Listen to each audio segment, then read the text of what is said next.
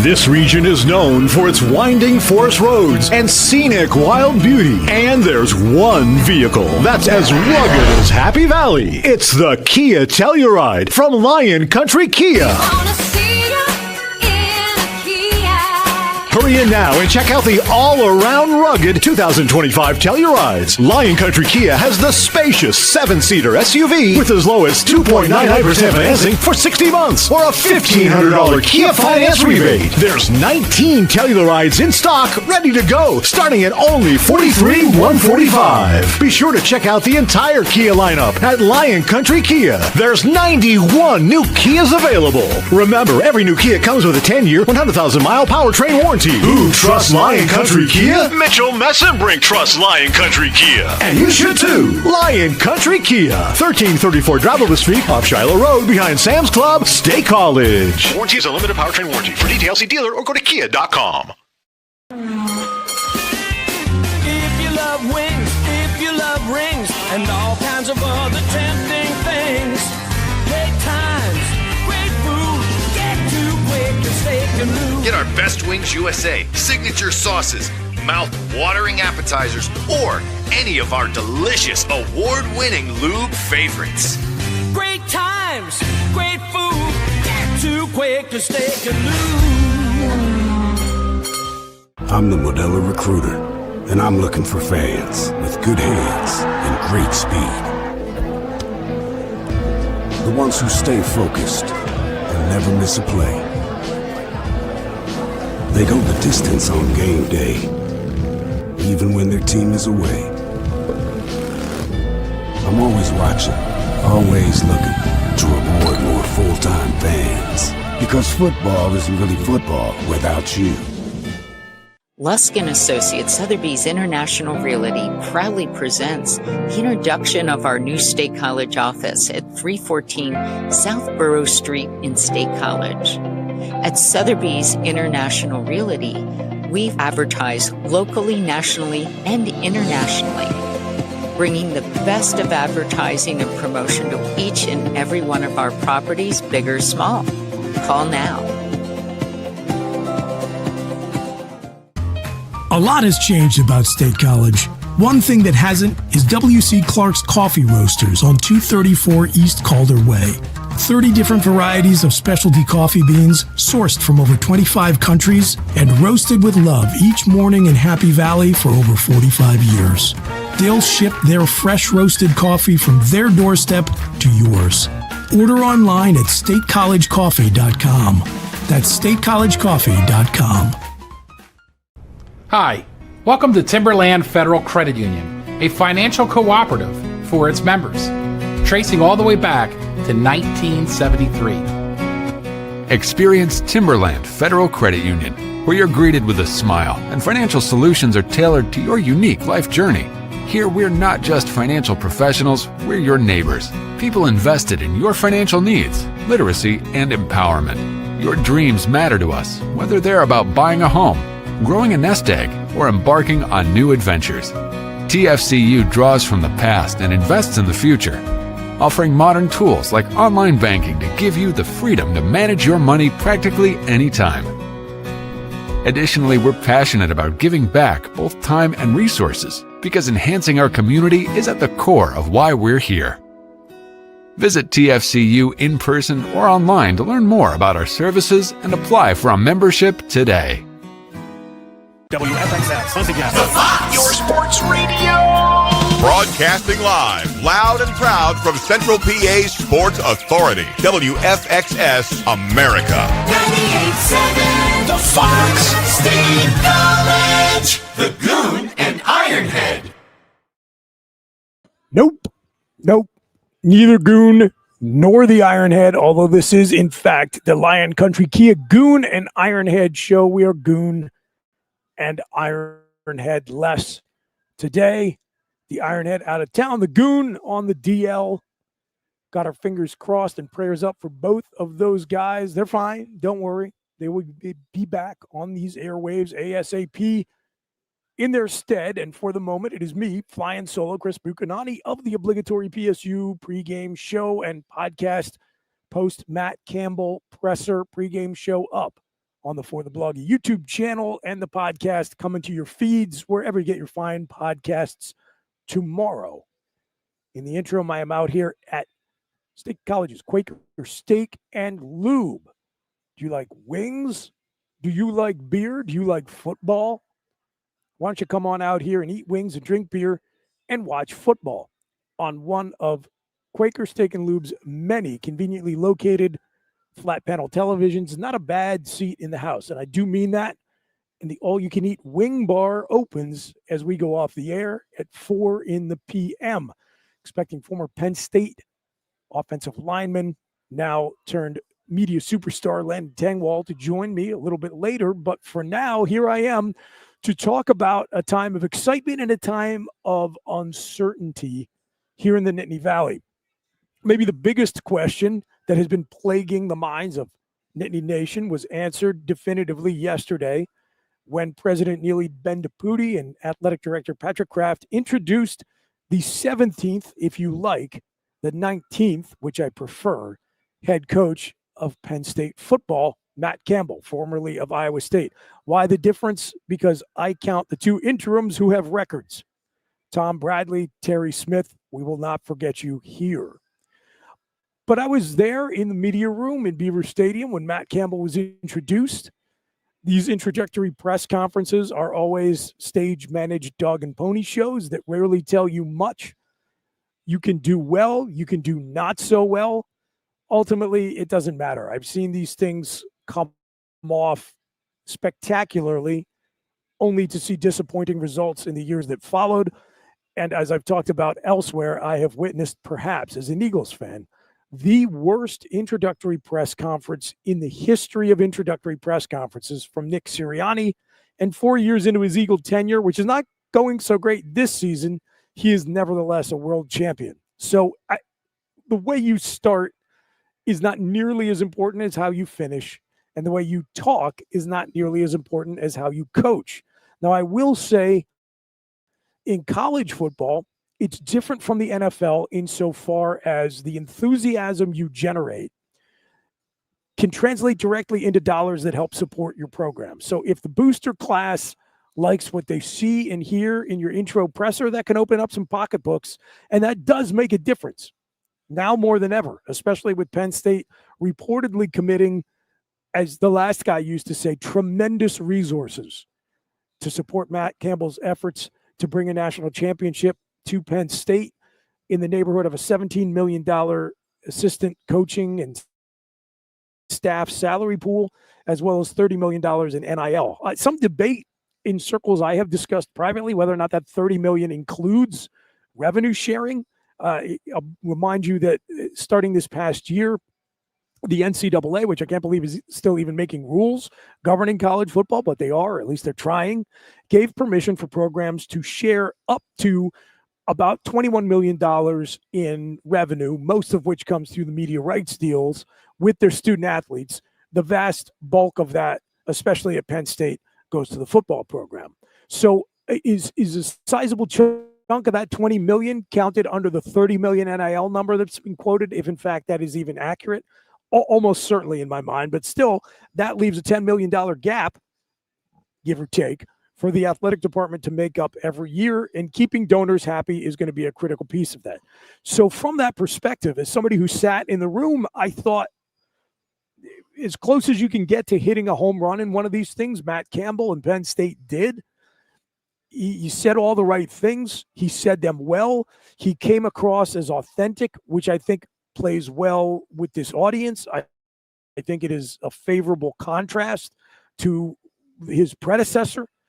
And when you think about what is going to dictate his ability to succeed at a high level at Penn State, because I've said before, a lot of what will make Matt Campbell or any head coach successful at Penn State is already at Penn State when they arrive. The fundamentals are strong. The history is here. The fan support is here. The facilities, the resources, all of it. It's there waiting to be activated by anybody who is a competent to above head football coach. So what does the person who fills that seat bring to the table? Well, certainly there's their coaching acumen, their ability to identify, attract, and develop talent. And when I look at the 10-year track record of Matt Campbell in Ames, Iowa, with Iowa State, it's hard to argue that aspect of his resume. I talked about this before, man. It's so hard to remember back anything at any time anymore. Our brains have just been turned to mush by the internet and social media. And yet, it was not that long ago. I mean, 10 years, not that long in the grand scheme of things, that Iowa State was less than a footnote in the world of college football. And so when you think about the location for that program, its history, which is to say none, the resources available to a head coach, which is to say next to none, and the fact that, as my obligatory co-host Kevin Horn pointed out earlier this week, they are basically the pit to Iowa's Penn State, even in their own home state, which is not exactly a hotbed of high school football talent. What Matt Campbell was able to engineer there, making the Cyclones program consistently relevant in the national landscape of college football, leading them to the only 2 top 15 finishes in the history of their program. It's clear the guy can coach. Can he attract, with all of those positives I just described existing here at Penn State, the sort of high-level athletes that he could never get in Ames? Well, that's the other half of the question, is it not? And when you see him communicate on his own behalf in a setting like we did yesterday, that's when you get a little bit of a hint toward what is this guy going to be like in living rooms? What's he going to be like in crucial recruiting interactions with players and with their parents? And again, as much as we can take away from one of these introductory press conferences, I thought he was really impressive. He did just come across like somebody who actually walks the talk. And that's what I've said about this presser and really any of these introductions to head coaching candidates. Everybody comes across great on day one because everyone is optimistic and hopeful, and the best version of the Matt Campbell regime at Penn State is the version that exists right now, the flawless one in our imaginations. And we won't really get a picture of what that looks like until years down the road, and we're not going to see football played for months and months. And in the interim, the time is going to be filled with headlines that provoke excitement and concern. I think probably more of the latter in the short term, starting with the announcement today that Ty Howell, one of the most essential members of James Franklin's position coaching staff, who has consistently brought in and developed NFL caliber tight ends here at Penn State. Letterman, who was crucial to Franklin's recruiting efforts, especially down there in the DMV, DC, Maryland, Virginia area, where Penn State has always relied for tapping some of its best football talent and will now go head to head with its former head coach at Virginia Tech. He's leaving the program. That's the first bad news. But the worst news is that he'll be joining James Franklin at Tech. And again, that might just be the tip of the iceberg of bad news awaiting Penn State fans, because in all likelihood, there are going to be more headlines about assistants leaving the program. And here comes Tengwall into the show. Better late than never, as they say. What's happening, Landon? How you doing? I'm doing very well. You're fine. You're good. And I was just talking with the good folks out there here on the Lion Country Kia Goon and Ironhead show, live from State College's Quaker Steak Lube, where the all-you-can-eat wing bar opens at 4 p.m., that I think in the short term, we are maybe looking at more negative headlines than positive for this program. Bad news in the form of Ty Howell jumping ship to become the offensive coordinator down in Blacksburg with James Franklin. And there are going to be more coaches who leave. There are going to be players who leave. And the panic might start to set back in for some folks who have just not gone through anything like this at Penn State. Sorry, I left. I was late. I left you guys with the nihilist Chris Buchanani today. No, nihilist. These men are nihilists, Donnie. Did you get that reference? No. Damn. What no, Big Lebowski? No. I have seen it. You've seen it? Okay, good. Only once, but I didn't catch the reference. All right. Well, let me tell. Hold on. Whoa. Stop. Okay, look. Yeah. First of all, let's get you centered on camera here for the folks listening and watching at home. Let's put a pin in this football nonsense. Here's the thing you need to know about Big Lebowski, okay? it is not a film you can only watch once, because the first time you're watching it from start to finish, your brain is just overwhelmed. You're like, what is going on? Is there even a plot to this movie? What's happening? There really is. There's not much of a story. That movie just kind of happens and then it's over. So you have to go back. In the next time you engage with it, you're prepared for that. So it's not a distraction. And then you really start to absorb what a piece of comedic genius Big Lebowski is. So you got to watch it again. I think I have my night planned. Anyway, yeah, you should. I'm glad you watched it. But okay, nihilism, go. Yeah, no, okay. Look, we're gonna have more things. We're gonna have more people leave. Yes, and it depends what you want to label a mass exodus. In a sense of how many people are leaving as a mass exodus. Keep in mind, we are used to like 10 guys we've never heard of leaving. So, any named player, that's a good point. Let alone like dozens of named players, could be viewed as like a Titanic level disaster by people who weren't prepared for it. We had technically 18 players leave last year. Players we actually cared about were probably closer to about, like you said, 3 to 4 of those 18, around those numbers. I do think we're gonna suffer through some of that, and I guess my biggest question, Booch, that I'm curious about is, let's say we have all these guys leave. Are we gonna try to plug in 12, 15 guys from Iowa State at Penn State? That the talent gap. I mean, you just look at the recruiting classes that Iowa State has brought in every single year.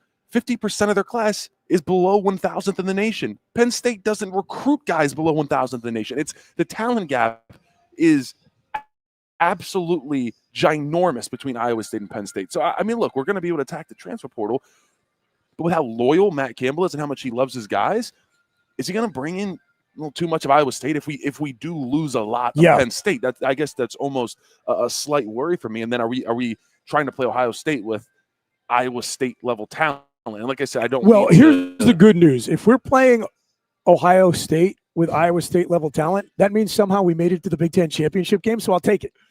And our guy's getting another year in his contract. Matt Campbell, you can already add another year on. Yeah, absolutely. Yeah. So explain that for the folks. Yes. Yeah. So in Matt Campbell's contract, it goes, if every year that he makes the college football playoffs, he gets an extra year tacked on to his contract. And then if he wins the national championship, I believe he gets 2 years tacked on to his contract. And then there's all these little, he can make $150,000 here if he's the Big Ten Coach of the Year, those type of things. So, by the way, FTB says you were late, so you got to run a lap. Oh, I did that. Funny you already ran the lap. I did. I sprinted from the preemptively ran it. Yeah, it was good. A little sweat dripping down. So I've been thinking about this a little bit because you and I recorded a video earlier today for your YouTube channel. Follow Landon on YouTube. And we were talking about it last night. We talked about it when we filmed Obligatory yesterday. Watch that on the For the Bloggy YouTube channel. Okay, I get the whole thing about Iowa State talent, right? For sure. I thought Kevin made a great analogy that they're pit to Iowa's Penn State in the state of Iowa. So not only is that a nothing program, not only are they functionally broke, but they're little brother inside their own state. So they're all, which is not exactly a hotbed of talent to begin with. Yeah. I get all those things. Curt Cignetti, probably in many ways almost as bad as Notre Dame and private equity, ruined football because now everyone is judging their program by the standard of Curt Cignetti. Like, he got half dozen guys fired in the SEC already, that guy. But he brings players over from James Madison who immediately have IU competitive in the Big Ten last year, and now they're undefeated Big Ten champs.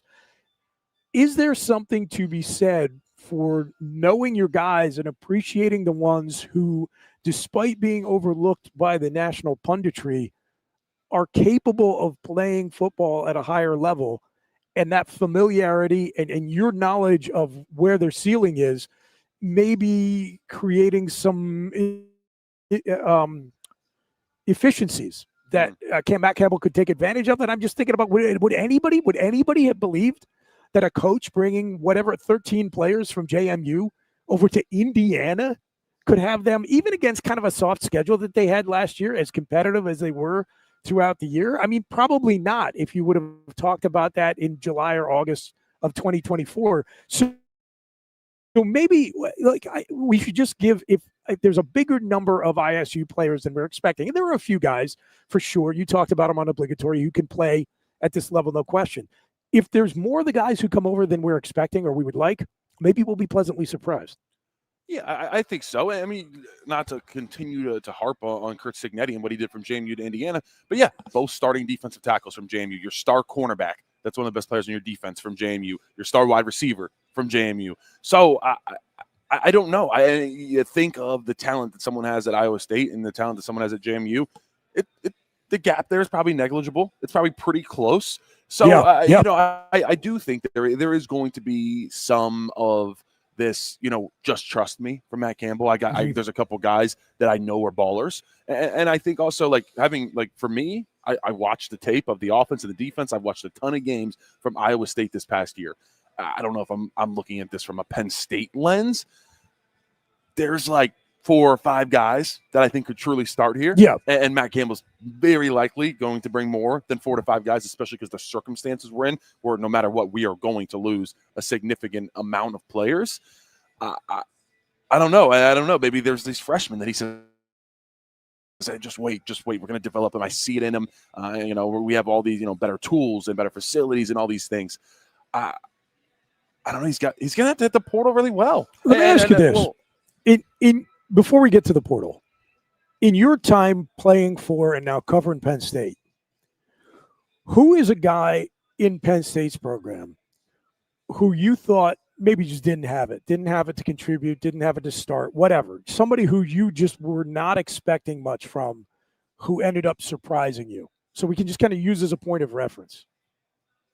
Hold on. Now, again, I don't know. Maybe this, if you don't want to say, because you say I don't want to say I thought this guy was nothing at the start. I'm truly trying to think. Does it have to? Can it be a transfer? Sure. Oh, I'll go instantly. I'll go to Hunter Norzad. Okay. When he first got there, because he came from an Ivy League. Yeah, I was going to say. Yeah, I wanted to say Cornell. Yeah, it was Cornell, and really, oh my God. Sorry, I look over and I see Mike the Mailman in a Landon Tangwell Show T-shirt. And unbelievable. This is what did this guy listen to us on the radio and come here? What a suck up. Oh, that is gosh. ridiculous. I don't even know. That is ridiculous. But someone, Hunter Norzad was someone that struggled at the beginning and then became, I think, one of the best offensive linemen on the team next to Olu Fashion. He's playing in the NFL playing for the Chiefs. Yeah. And so, you know, I can't think okay, perfect. That guy was at Cornell. He was playing at low level. He's a talent. FCS ball. He was athletic as hell. Yeah, one of the best centers we've had in a long time. And so, are there some of those diamonds in the rough? First of all, at Iowa State, and the other thing that we need to remember is there's nothing to say that if a guy leaves Penn State, he's going to Virginia Tech, and there's nothing to say that if he comes in, he's coming from Iowa State. Now there are those connections, but if you have an eye, and Matt Campbell talked about this specifically yesterday.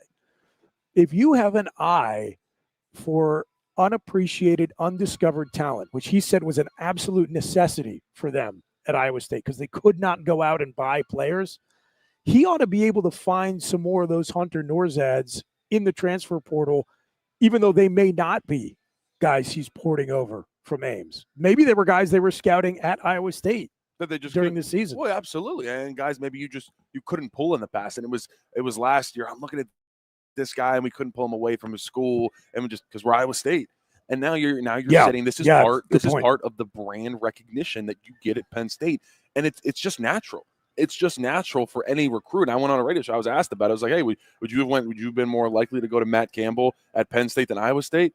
Heck yeah. Sure. Absolutely. Because you look at that and you trust and you see the Penn State brand. It's like, oh, they're going to produce NFL talent, and that's what they're going to do there. And it's just it means something to us. Why do you think Nike and you got a black T-shirt? It's worth $2. Slap a Nike logo on, $50. Tell me about it. Yeah, that's the difference, and that's what Penn State does versus Iowa State. So I don't know how next year it's going to be 53 with Adidas. There's going to be that NIL markup. Get ready, folks. Get ready. Get all your Nike gear before this happens. Nothing's getting cheaper. No, but no, I do think it starts to become obviously a lot easier to pull these type of guys out of the transfer portal. And yeah, he's got him and Derek Hoosier, his GM now that has been announced. They've had to fight the battles of we're looking at the lower level guys. And now you continue to find these talents that, maybe aren't all the way up there, but maybe we do have the money to start to pay the top guys in the portal. I mean, I think that's kind of the difference now. And I'm curious with how much money we have at our disposal. I mean, are we able now to go after the 5 stars, or actually being able to compete for those top portal guys that are leaving a very good school and they got 1 year left and they want a rental and they're going to try to jump and make sure they're a first-round draft pick? Can we land those guys? Because it wasn't even a question before. The answer was no, since NIL began under James Franklin, because we weren't going to spend that money. And also it's clear he did not want to spend more money than he was spending on someone currently on a roster that's been loyal to him, on someone that's going to be a 1 year rental or just coming in out of nowhere. Yeah. But now we have the opportunity to be able to do that. And it seems like that's the aggressiveness that this administration wants to go forth with, in the new NIL era that we're in. And so, yeah, I think Matt Campbell's going to be able to build a really nice roster. I don't want to pull anything more personally than 8 to 10 guys from Iowa State max. Yeah. It's just the talent gap is so clear. And yeah, I think a part of it is we're looking at this roster of 105. I think it's way more than you really need. Like, you're not going to be able to pay the way guys pay. And we had 105 guys on this team, and we heard it. Part of the complaints from some of the players on the leaked audio was that you're paying everybody. You're paying everybody good money, and you can't do that. And we heard it. We heard, someone saying, hey, they only pay 65 guys down at this school. Yeah. And, the other, whatever, 50 guys, it's like, yeah, just, you want a scholarship, you just want to hang out, cool. But if you're not one of the top guys and you're not, playing a bunch, we're not paying you. And so I don't know. I don't know if Penn State starts to go that route a little bit. But that's the game you have to play. Penn State needs to start to play the game that everybody else is playing. So I think that's the route we're headed. What about this? There's nothing that says you've got to have 105 roster spots filled. It's going to be, I think, challenging probably for Penn State to have 105 guys on the roster. And if what you're trying to do is quickly rebuild the program so you can take advantage of a favorable 2026 schedule. And by the way, let me just tease the second hour of this program, the Lion Country Kia Goon and Ironhead show, live from State College's Quaker Steak Lube. I cannot wait, Tangwall, and I'm just building up steam. 3 o'clock hour. We are just going to go bomb bay doors open, all payload dropped on the Notre Dame Fighting Irish. Ooh. And one of the things I'm going to talk about is the absolute abomination, the embarrassment that is their 2026 schedule. Folks, if you are by a computer, if you've got your phone handy, go look at it now. Go look at how disgusting it is. I don't want to hear anybody talk about Penn State's got a soft schedule in 2026 because Notre Dame's is Charmin soft. It's ridiculous. We'll talk about it more.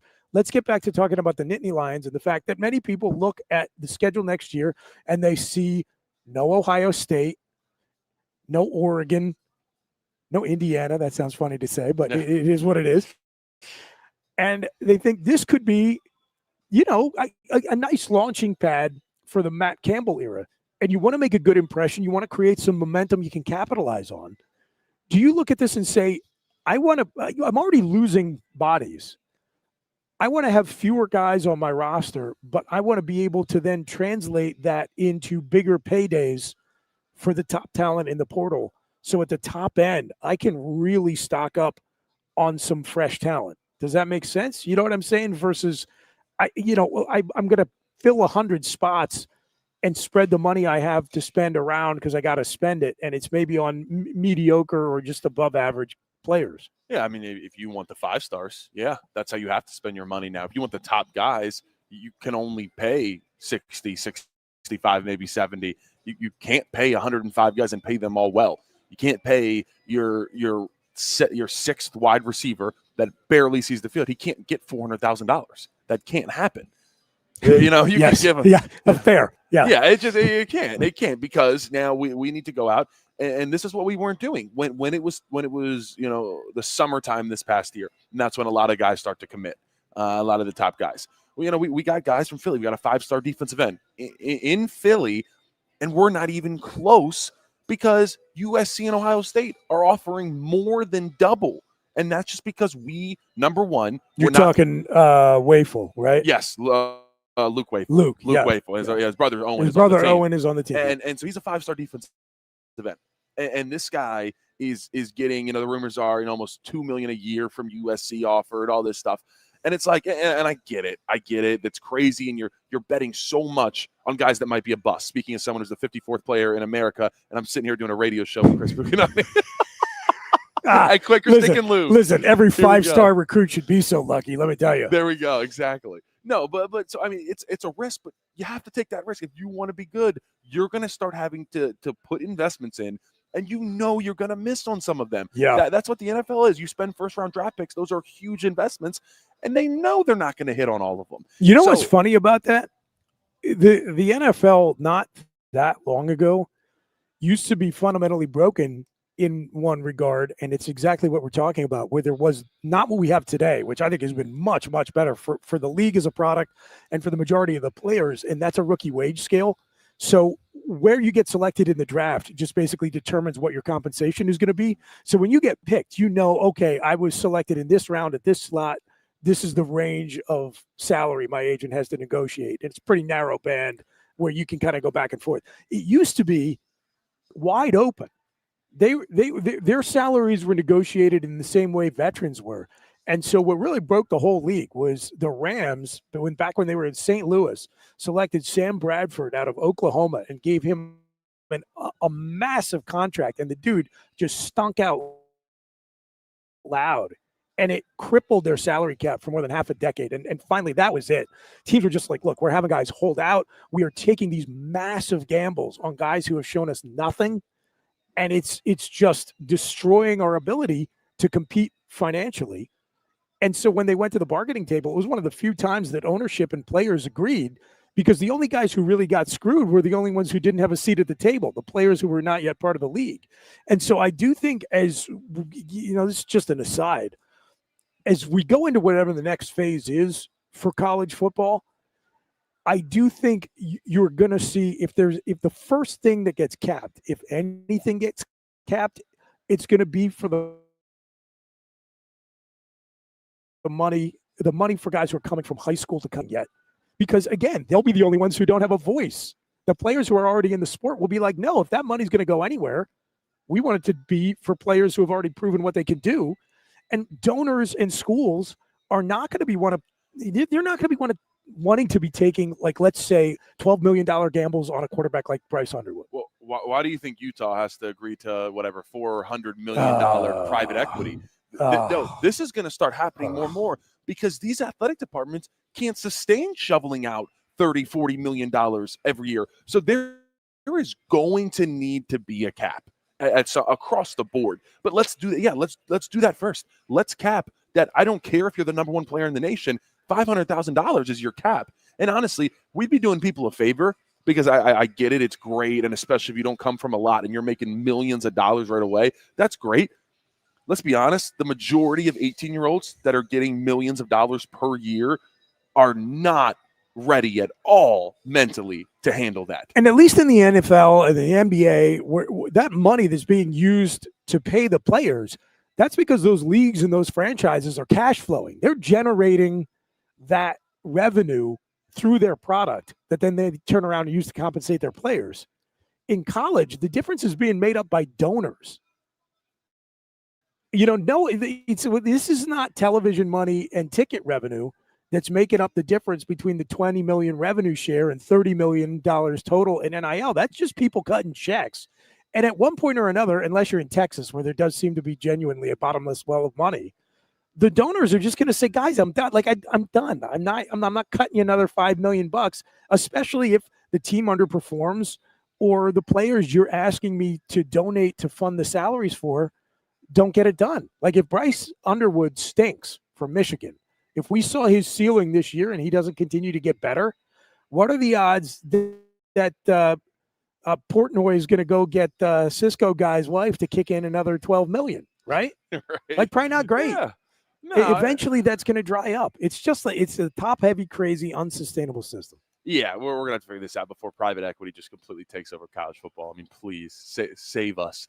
And I know Penn State has been in private equity talks as well, and I don't want that. But yeah. Were you laughing at this Terry Smith quote I'm about to put too. up on the screen and read to the radio audience listening locally on 98.7 The Fox or worldwide at 987thefox.info? This is from Terry Smith at the whatever his Bad Boy Mowers Pinstripe Bowl press conference today. Quote, "At this point in my career, I truly can only work for certain types of individuals. And we're aligned at the point of he's blue collar. He creates toughness." That's Terry Smith talking at least overtly about Matt Campbell and perhaps talking about somebody else too. We're not sure. But people wanted to say I was a sour person or something for saying things. Don't read your own comments, man. Don't read the comments. No. Although I just read the comments. Yeah, Thanks for these comments. We appreciate them. Everybody. He's telling the truth. Yeah, no doubt. Yeah. I think the players might also sense that too. The players might feel that way, and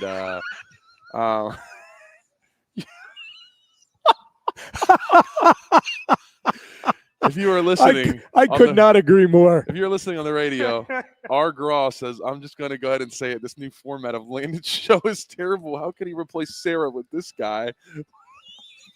Unbelievable. There are also people like, who replaced Goon and Ironhead with these two idiots? Yeah, we got a question for Ironhead in here. I mean, this is fantastic. Yeah, I will try to get an answer, by the way, for the folks asking about the delays on the wrestling broadcast. We'll see what we can find out. Well, we need to figure it out. Do you know that? That's the only no. Yeah, that's the only. That's all we got left at this point. Let's go get another wrestling. We've done daddy. well, by the way, poaching coaches from Iowa State. Yeah. It's worked out well. And they had Kayla and Matt had a long 45-minute conversation, it seems. And I saw somebody make the comment online today that anybody who could get Kale Sanderson to talk for 45 minutes straight to them will be a good recruiter. I like that. I like that take. He's a man of few words. Yep. Notoriously few words. I'm over here. I want to quote through Terry Smith's comment on please the do. blue collar. Yep. Wow, that's great. That's a really great point. Yeah, that was absolutely a shot. I'm sorry, that was absolutely a shot. Love you, Terry, man. God, it's everything he's done has been just. I mean, obviously, not an issue for Ty Howell. No. Listen, I don't blame Ty Howell. With everything Terry did of him taking over, being able to rally the troops, he's this figure now in PA. It would have been hard for Terry to leave. And also, he knew they had to keep him. So he was going to get a nice contract. Now the highest paid, assistant in college football. I think it's a different circumstance, even though it's both their alma maters. After these past, 6-7 weeks it's been for Terry Smith as the head of this thing, he couldn't have left. Like the love, the way he feels. I bet, and I want to talk to him. I want to get him on for an interview. I bet he clearly had so much love for Penn State. I bet these past 7 weeks have changed for him so much of just the emotion, like even so much more of how he feels, towards just Penn State in general. Yeah, I think and how people look at him. We talked about obligatory yesterday. Like he's such a bigger figure now. He's like to Penn State recruiting, to Penn State football. He matters a ton. Like this is a guy when Terry Smith officially retires. Like you need to keep him around. Like he needs to be coming around the program. He needs to have a key to the building. Like Terry Smith is going to be the new, I don't know, throw whatever name you want to put.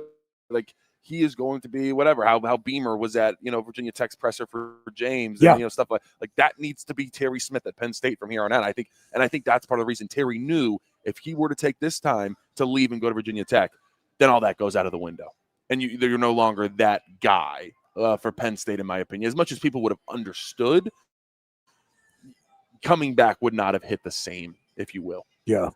Well, we're going to bump to a break here. On the other side, I want to talk a little bit about prospects for Penn State in that bowl game against Clemson, meeting at the end of the season, just like everyone predicted back in August. And maybe a little bit about what could be going on with Matt Campbell as he tries to assemble a staff here at Penn State. We are at State College's Quaker Steak and Lube, where the all-you-can-eat wing bar opens at 4 p.m. We hope you'll come out and join us. We'll be back right after this on the Lion Country Kia Goon and Ironhead show.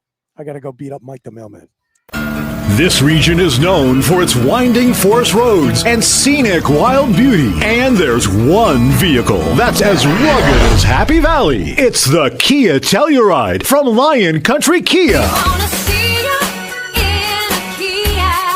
Hurry in now and check out the all-around rugged 2025 Tellurides. Lion Country Kia has the spacious 7-seater SUV with as low as 2.99% financing for 60 months or a $1,500 Kia finance rebate. There's 19 Tellurides in stock ready to go, starting at only $43,145. Be sure to check out the entire Kia lineup at Lion Country Kia. There's 91 new Kias available. Remember, every new Kia comes with a 10-year, 100,000-mile powertrain warranty. Who trusts Lion Country Kia? Mitchell Messenbrink trusts Lion Country Kia. And you should too. Lion Country Kia. 1334 Drivable Street, off Shiloh Road, behind Sam's Club, State College. Warranty is a limited powertrain warranty. For details, see dealer or go to kia.com.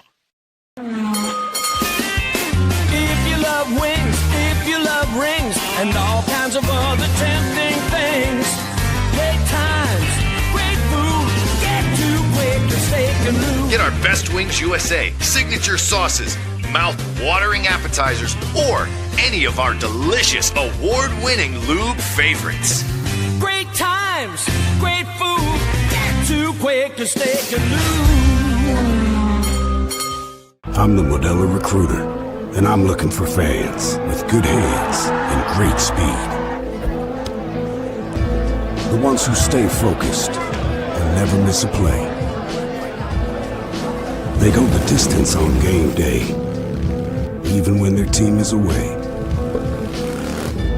I'm always watching, always looking to reward more full-time fans. Because football isn't really football without you.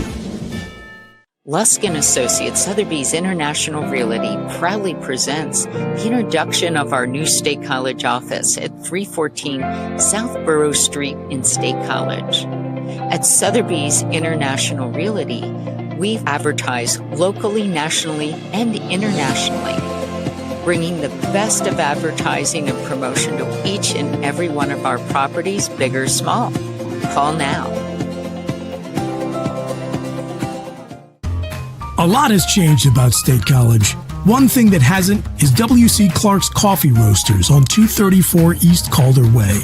30 different varieties of specialty coffee beans sourced from over 25 countries and roasted with love each morning in Happy Valley for over 45 years.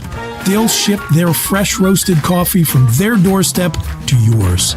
Order online at statecollegecoffee.com. That's statecollegecoffee.com. Hi, welcome to Timberland Federal Credit Union, a financial cooperative for its members, tracing all the way back to 1973. Experience Timberland Federal Credit Union, where you're greeted with a smile and financial solutions are tailored to your unique life journey. Here, we're not just financial professionals, we're your neighbors. People invested in your financial needs, literacy, and empowerment. Your dreams matter to us, whether they're about buying a home, growing a nest egg, or embarking on new adventures. TFCU draws from the past and invests in the future, offering modern tools like online banking to give you the freedom to manage your money practically anytime. Additionally, we're passionate about giving back both time and resources because enhancing our community is at the core of why we're here. Visit TFCU in person or online to learn more about our services and apply for a membership today. WFXS, once again, Your sports radio. Broadcasting live, loud and proud from Central PA's Sports Authority, WFXS America. 98.7 The Fox State College, the Goon and Ironhead. Goon less, Ironhead less. Nevertheless, it is the Lion Country Kia Goon and Ironhead show. That coffee is still not doing the job. I'm here at State College's. Yeah, maybe later. State College's Quaker Steak Lube. Chris Bucanani here with Landon Tangwall filling in for the guys. Before the break, we were talking about the roster situation facing Matt Campbell as he takes over Penn State football. On the flip side, there is still one more game left in the 2025 season. It's the Pinstripe Bowl. It's the Nittany Lions against the Clemson Tigers, whose president just announced he is retiring. So there's a little instability at Clemson, too, not quite the same. But I'm just going to ask you straight up, Tengwall, are we going to have enough players on the roster to play this football game? I think yes. I think yes. You're going to continue to have these guys opt out, the Zane Durants, the guys that are going to train for the draft, and I don't blame them for that. But yes, you're going to have enough players to play the game. There's going to be a lot of players you wish you still had. But I think mainly just because the portal doesn't open until January 2nd. It was different before. It was different last year because the portal opened in December. It was like mid to early December. Right. The portal was open, so many people would leave. Now it's, you can enter your name in the transfer portal right now. You can. But there's really no benefit necessarily because you can't do anything till January 2nd anyways. So, but because of the coaching change, we're going to have that early window, which is what happened last year when Charles Huff left Marshall to go to Southern Miss. And so basically like all of Marshall's roster jumped in the transfer portal and they could not go to their bowl game. So that's my concern. So that we're going to get into this early transfer portal window that is Penn State exclusive as a result of the coaching change. You get 5 days after the hiring of the new guy, and then a 15-day window that players can jump in the portal. I'm concerned we're just not going to have enough guys between the opt-outs who are going to be preparing for the NFL draft, Zane Durant style, and the guys who say, folks, I'm peacing out. I'm not a Nittany Lion anymore. Are we going to be able to field a roster to compete in this game? I kind of forgot about that 5-day window. And even still, are the players who we can go to field with, are they going to be able to compete with Clemson's roster? Now they'll have some opt-outs, but they're not going to have the attrition from guys leaving via that exclusive 15-day window. I mean, this could get very ugly for Penn State. I'm sorry to say. Yeah, you're going to maybe get a walk-on starting, this at all these positions. Sweet. Dream come true for some State High kids. Exactly. Let's get some State High kids out there led by Terry Smith. I mean, that'd be a sports movie for all time. I know this could be really good. No, I want Terry to win this because this is his final game as a head coach. I would say ever probably just because of it seems like like I said, he's going to stay here and be this Penn State ambassador almost for the foreseeable future. I'd love to have him win this game and go out on top and then carry him off. It would be awesome. Yeah, and maybe if there is any, just an ounce of substance or integrity left in the game, there'll be a few of these guys who remember that they like playing football, and they'll just play this game because it's a football game and it's fun to play football. I would hope that would happen. Peter said yesterday or Friday as far as when did the 5 days start. I would almost certainly assume it started yesterday when it was the official head coach, when the board approved it. I was going to say the board approved it yesterday, so I would think it is yesterday. Yeah, I think it's yesterday. So, then I've been trying to get a solid answer on that, and I can't get one. But that to me makes the most sense because he's not officially hired until the board approves his contract, and Correct. That happened yesterday morning. Correct. So, yeah. So, I mean, I don't know. It's going to be interesting to monitor. I hope there's some guys. And look, I've told this to some of the guys on this current roster. I hope guys are thinking about this in the long term. I have been helped out by so many people in my life since I've retired because I'm a Penn Stater and I graduated from here. Yep, great point. And you leave in the transfer portal, you lose all of that instantly. And the goodwill, yeah, you might have someone that you got a really good relationship with and maybe they'll still support you. But overall, the amount of people I've met and they want to help me because I'm a Penn Stater, I don't know, dude. I'd be like I said, I've given this message to as many people as possible. Jackson Ford and Peyton Falzone clearly get it. Those are the two lone commits in the 2026 or signees in the 2026 Penn State class, and they came here and committed when we didn't even know it was going to be Matt Campbell. And I said those guys are so smart because they are going to, no matter what happens in their college football careers, they're going to be taken care of by Nittany Nation for the rest of the time. And I hope these other guys on this roster understand that the grass isn't always greener and what being a part of Penn State truly means. Yeah, and it is definitely unique and different here. You don't get that everywhere. And I would imagine even at the places where you do have something similar, it's probably harder to get it when you roll in as a transfer and you're there just for a handful of years, right? The connection just doesn't hit the same way. There's no doubt about it. Part of the sad part for me is I think the want to build these connections is becoming less and less because You think about it, back even when I first got here, but go all the way back. You know, you knew that you weren't getting any money from here, and only a handful of people made it to the NFL. Well, now that's switched around, and everybody's making great money. And I'm 18, and I have this mindset: I don't need to go to that meeting, or I don't need to go to that fundraiser where I could network and meet good people. I'm already a millionaire. What does this matter? I'm telling you, that's a real mindset that kids have now that they didn't have just 5 years ago, and that makes me sad because then you're losing out on, we hear the quote from Drew Aller, I'm in the facility from 6 a.m. to 8 p.m. every night. Yeah, guys, we got it. That's my number one thing when I want to say that to Coach Campbell. Look, try to make sure these kids live a college experience and meet people and grow and all of those things. I know I'm getting kind of sentimental here on the Goon and Ironhead show, but that's real. I really want that to happen for our guys from here on out, and I want to continue to connect them with the lettermen and the business people that are around here that can help them, because I think all that's important, and I don't want these guys to lose sight of just the fact that they're making all this money. That money's going to stop. Those 98% of guys that don't make it to the league, that number's not changing. So now all these guys, it's gonna be almost comical where you're going from making $500,000, $1 million, and then you don't make it to the league, and it's like, oh, what am I going to do? Okay, well, wait, $55,000? What is it? That's what I'm making? What are you talking about? Where's my $500,000 check? Oh, well, welcome to the real world, buddy. Yeah, and not only that, what am I qualified to do if I'm not in the league and I'm not coaching?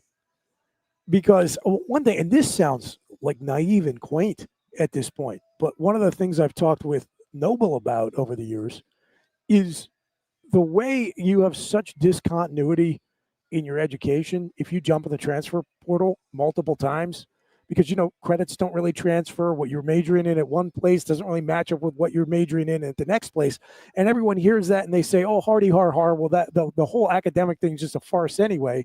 It's just a front for these guys to go play football and make NIL money. I'm like, okay, great. For 4 or 5 years, that's true. And some of them will be super smart and they will invest that money and they'll be set for life. That's like a small sliver. Most will do what I would have done if I was given that kind of money at their age, which is blow through it, not make the NFL. And then what have we done with those guys? We sort of like laughed at the notion that we ought to be like, hey, guys, you're about to get this opportunity to get qualified to go do something really great that usually costs somebody, 6 figures and puts them into mountains of non-dischargeable debt. And instead you're going to get it for free. But don't take that seriously, because you get to play 3 extra years of football and get $100,000 that you're probably going to spend on beer. And I was just going to say something else, but I'm just going to leave it unsaid. How's that? Well, no, look, there is a problem in the sense that not everybody makes $1 million. I'll say this. Right. The majority of guys aren't making $1 million. Right. And it's a problem because the locker room looks like a fashion show every time you're in there with Louis Vuitton and all these different designers that you don't even know what they are at this point, but they're worth the shoes are worth, $3,000 and we're buying that. Every single football program parking lot at a big time school looks like a damn car show with the type of cars that are in there. I don't even want to fathom the type of leases that these guys are signing, because a lot of them aren't buying it outright. Sure. And already a car like that is just an awful, awful investment to make when you're not making that much money in the grand scheme of things. So that's going to be a problem in its own right. And look, someone mentioned like the fifth quarter, like Jordan Hill's in there. He does a great job. There's only so much you can do, though. And like this is why it needs to be more. I don't know. We need more of a community attack on this. And this is part of the reason why I want to stay in State College and help and try to be a mentor with these type of things, because I think we are definitely lost a little bit. And I get, because college football is lost. So it's hard for that not to trickle down. I mean, college football is in a terrible place. The calendar is the worst it's ever been. We're getting swooped up by private equity school after school now, and it's going to continue to happen. Of all the places, would you have picked Utah to be the one that pulls the shrink wrap? No. Of the private equety stuff? No. I thought that was odd. And you got the Big Ten talking to private equity as a whole. What needs to happen? And unfortunately, this is going to go to the highest bidder. But I mean, eventually we are going to break off, and it is going to be the schools, mainly Big Ten and SEC. But you grab a couple of their schools, you grab a Clemson, those other good schools, and we're just going to go off. And there's just going to be just how there's the NFL, it's going to be the National College football league. Well, the way Utah is doing it is they're spinning their athletic department off into a for-profit business. And again, maybe that's the way it's supposed to work. But it's just what like I always say, nobody would set up a system like the one we have right now if they were starting it from scratch. This one just sort of evolved over a long period of time, and it doesn't make a whole lot of sense when you step back a little bit and you evaluate it, but it's all people know. And a lot of the value that is baked into college football that differentiates it from the NFL is going to end up being lost. And I do wonder when we get to the end of this thing and what we are left with is a low rent, variation on what the NFL has already mastered in delivering at like its very peak. Is that going to be as compelling a product? Are people really going to care about semi-professional football with college brand names attached to it? I don't know. Maybe they will, maybe they won't. But I don't think there's anybody who's even asking that question, let alone has an intelligent answer. Guys aren't going to school anymore.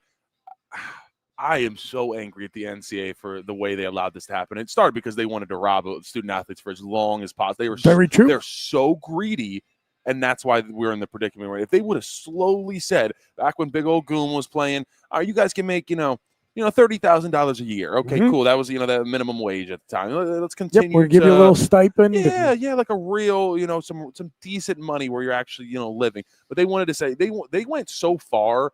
There was so many stories of guys who were like, hey, look, guys created YouTube channels in the mid to late 2010s, and they got to take them down because they were making money off of their, who they were on their YouTube wasn't it channel. The UCF punter? Destroying. His name was Destroying.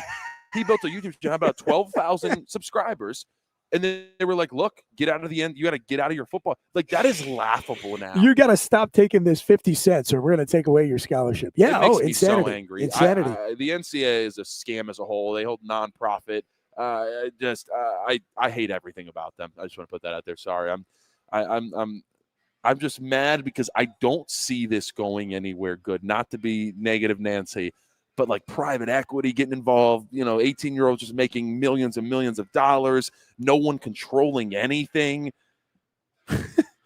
We're headed for a bad place. All right, let's take it to a slightly more positive conversation. The Lion Country Kia Goon and Ironhead show brought to you by the good folks here at State College's Quaker Steak and Lube, where we're live. The all-you-can-eat wing buffet opens up in just about an hour at 4 p.m. We're on 98.7 The Fox here in State College. Appreciate all the folks joining us via YouTube and Facebook as well. Bukanani, Tengwall in for the Goon and Ironhead today. And lots to talk about here at Penn State. So let's rein it back in and talk about Matt Campbell's coaching staff. Real quick, can I answer a different question? Yeah, we had someone in the chat said, Lynn, what was your academic experience? Oh, yeah. Is it just a front at Penn State under James Franklin? No. It was taken very serious. You would get a power hour if you were late to class. We had Todd Kolka, shout out TK, who's been around for a long, long time on the academic side. And I think that's someone that Joe would be very proud of, making sure that's held down on that side. Doubt. That's incredibly important. We're talking about Matt Campbell. Matt Campbell talked about how important his team GPA was at a 3.4 team GPA at Iowa State. I think that perked up a lot of ears. He said, once again, said all the right things. And it wasn't saying all the right things in a sense of he was told, like, hey, say this and say that. You could tell those things mattered to him. Like that meant something. The GPA, he didn't go out there and talk about Todd Blackledge and Courtney Brown and all these guys just to do it. No, like he meant that. So I thought that was very important. But sorry, to get back to the question of, no, academics have always been very important. And I credit Coach Franklin for making sure that was still, a high priority. And the other thing I don't want to happen that I'll let you guys know that is happening across college football, and it's already happened at most places. All the big universities, everybody's completely on web classes. No one's going to class anymore. Ohio State, Bama, Georgia, they go to web classes. You might have a couple guys here or there that go to an actual in-person class.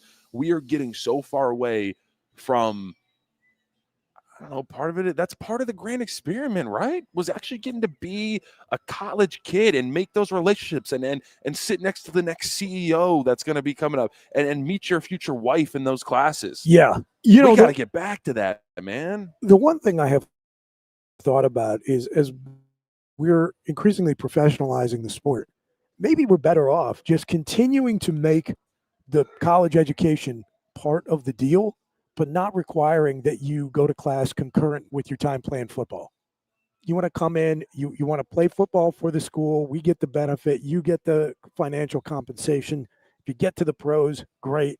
If you don't, then you can come back and be a student. We'll still pay for your education, but you don't have to be taking classes and be a football player at the same time. I mean, at least something to think about. I think that'd be a good alternative. Because it made sense. It made at least some sense when this thing was basically like glorified high school football. It is not that anymore. It is, like I said, low rent NFL. So Penn State's coaching staff. Penn State's. Let's. I think this is fun. This is a fun conversation. There are going to be guys going. I hope some of the lettermen on staff, like in support roles, guys like Jordan Hill, Yep. AZ. I hope they stick around for sure. Your sense, you think that's more likely than not? Especially with Terry staying around and Matt Campbell, once again, understanding it and getting it, meaning just understanding Penn State. Yeah, I think he realized how important it is to not only just keep Terry around, but keep some of those other guys that you need to keep around that are glue guys. Yeah, and I think a piece of that too is that does help a little bit, keep some of these guys around, these guys that as a player I would go to them. I talk to Ty Hall. I would talk to bad example, I guess. Yeah. I understand your point. But you go and talk to these guys because they lived your life. Those are one of the few people that know exactly what you go through every single day. And so I think that's invaluable to have on your staff. So yeah, I think you have to keep those guys around. Now then there's the balance for Matt Campbell of like, look, I want to put the people in place that I believe are, the best. They're going to be able to run this the best. I can't just only worry about, optics or making sure guys are comfortable. I have to do what I think is best for the program. But I think that falls under that. I think that falls under what's best for the program is making sure that there's a healthy amount of lettermen. And I don't think you need 25 lettermen. We have like 19, 20 lettermen on staff. I don't think you need to go above and beyond. But yeah, you need to have some of those guys on the staff. I think it's incredibly important, especially here at Penn State. Once again, there's not many schools you go and it's like, hey, this coach needs to get it. You don't see that at many other places because we're Penn State and we're different. And that's what I think people appreciated so much about Matt Campbell was his recognizing that, we are different, and he actually gets it. Your gut instinct, and if you got privileged information, which I don't know if you do or not, full disclosure, that you don't have to say anything that's, still under wraps. What's your sense? Do you think we are going to be turning over most of the position coaches? Yeah. I'd say likely. Yeah, I'd say the majority. Yes. Now, do you think have you gotten any sense? Is this mostly going to be like a transplanting the Iowa State staff to Penn State, or we're hearing about this? $17 million for staff and assistants. We talked about it a little bit when we filmed earlier this morning. Maybe offensive coordinator is a position where you can go out and make a splash. Is Matt Campbell going to do a national search for guys who can come in and be elite at coaching their positions? Or is he kind of going to take the James Franklin route down at Virginia Tech, which is to prioritize familiarity? My guess would be, I think this is the right thing to be, is a healthy dose of both. And you got to keep your guys around you that you love, you trust. When you are a CEO, which is basically what you are as a head coach, there's a trust factor that, you can't control everything. So you need to have people not only that you think can do a good job. So that's going out and hiring the top names, like, hiring an Andy Kotelnicki that you think is going to do a good job. But sometimes they don't do a good job. And that's why you need to have those guys that you're bringing with you that you trust and will do a good job and will do the things that you don't have to say. You don't have to ask. They're just going to do it. And that's important in any business, but especially this type of business. I think that's really, really important. So get a healthy number, get your guys, the wide receiver coach. I'm trying to blank his name, not Paulie. It's up there. I don't know, but very good wide receiver coach at Iowa State that back last year gave Iowa State their first ever duo at wide receiver to go over 1,000 yards in one season. Yeah. So bring him. It's a guy that was interviewing for the San Fran 49ers offensive coordinator position. So, they don't have to be mutually exclusive that just because you're bringing an Iowa State coach, it's like, oh, you're like settling there. But no, you need to have those guys that you trust and you have around. And I think offensive coordinator is what I'm zeroing in on as a position that you need to go swing for the fences. Yeah. I don't know if that's Joe Moorhead.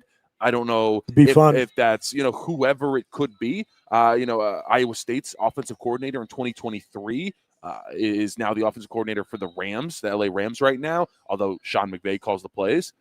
Does he maybe want to come back to Penn State and say, hey, I'm going to be somewhere where I get to run my offense? I'm not the offensive coordinator for Sean McVay's offense, who obviously is running that thing. Yeah. And that's even more valuable. We just had someone that was already a good offensive coordinator.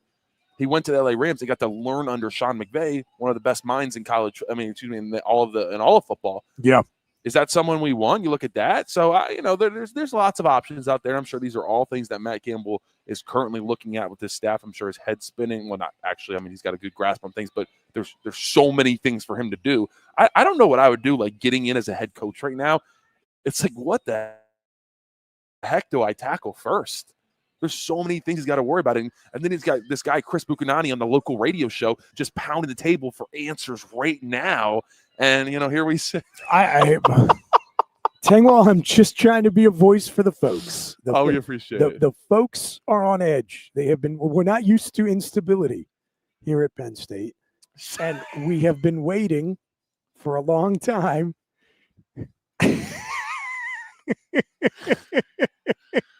This is a great point.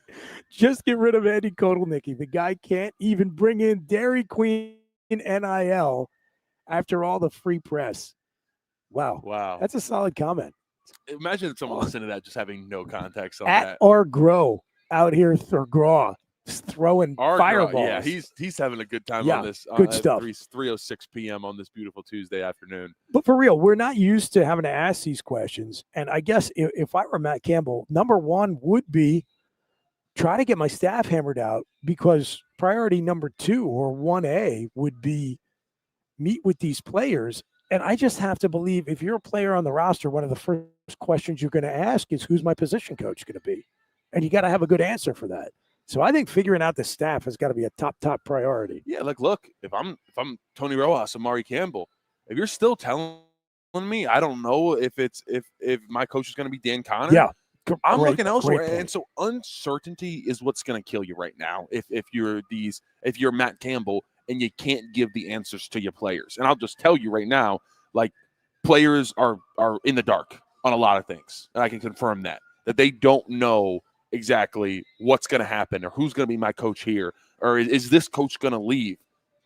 100% questions that all of them are asking. Yeah, and they don't have an answer. Get it figured out, and so you can sleep tomorrow. You can go get creamery ice cream with the Nittany Lion in a couple of weeks. And so get your staff figured out right now. As we heard from Pat Kraft of the League Audio, quote, Tony, Miami's not that nice. I know that guy down there. That was maybe the best part of the leaked audio, but guess what? Miami's calling him and say, hey, we got stability here. We got, we got this coach. This is going to be your coach. You can start to talk to him, whatever. We're going to give you this amount of money. And I think all of that was the hard part. Now you have stabilized and you've brought in the GM and he can start Hoosier can start talking to guys. But up until we hired, Campbell, there was also guys didn't know what money they were making. They're getting offered this amount.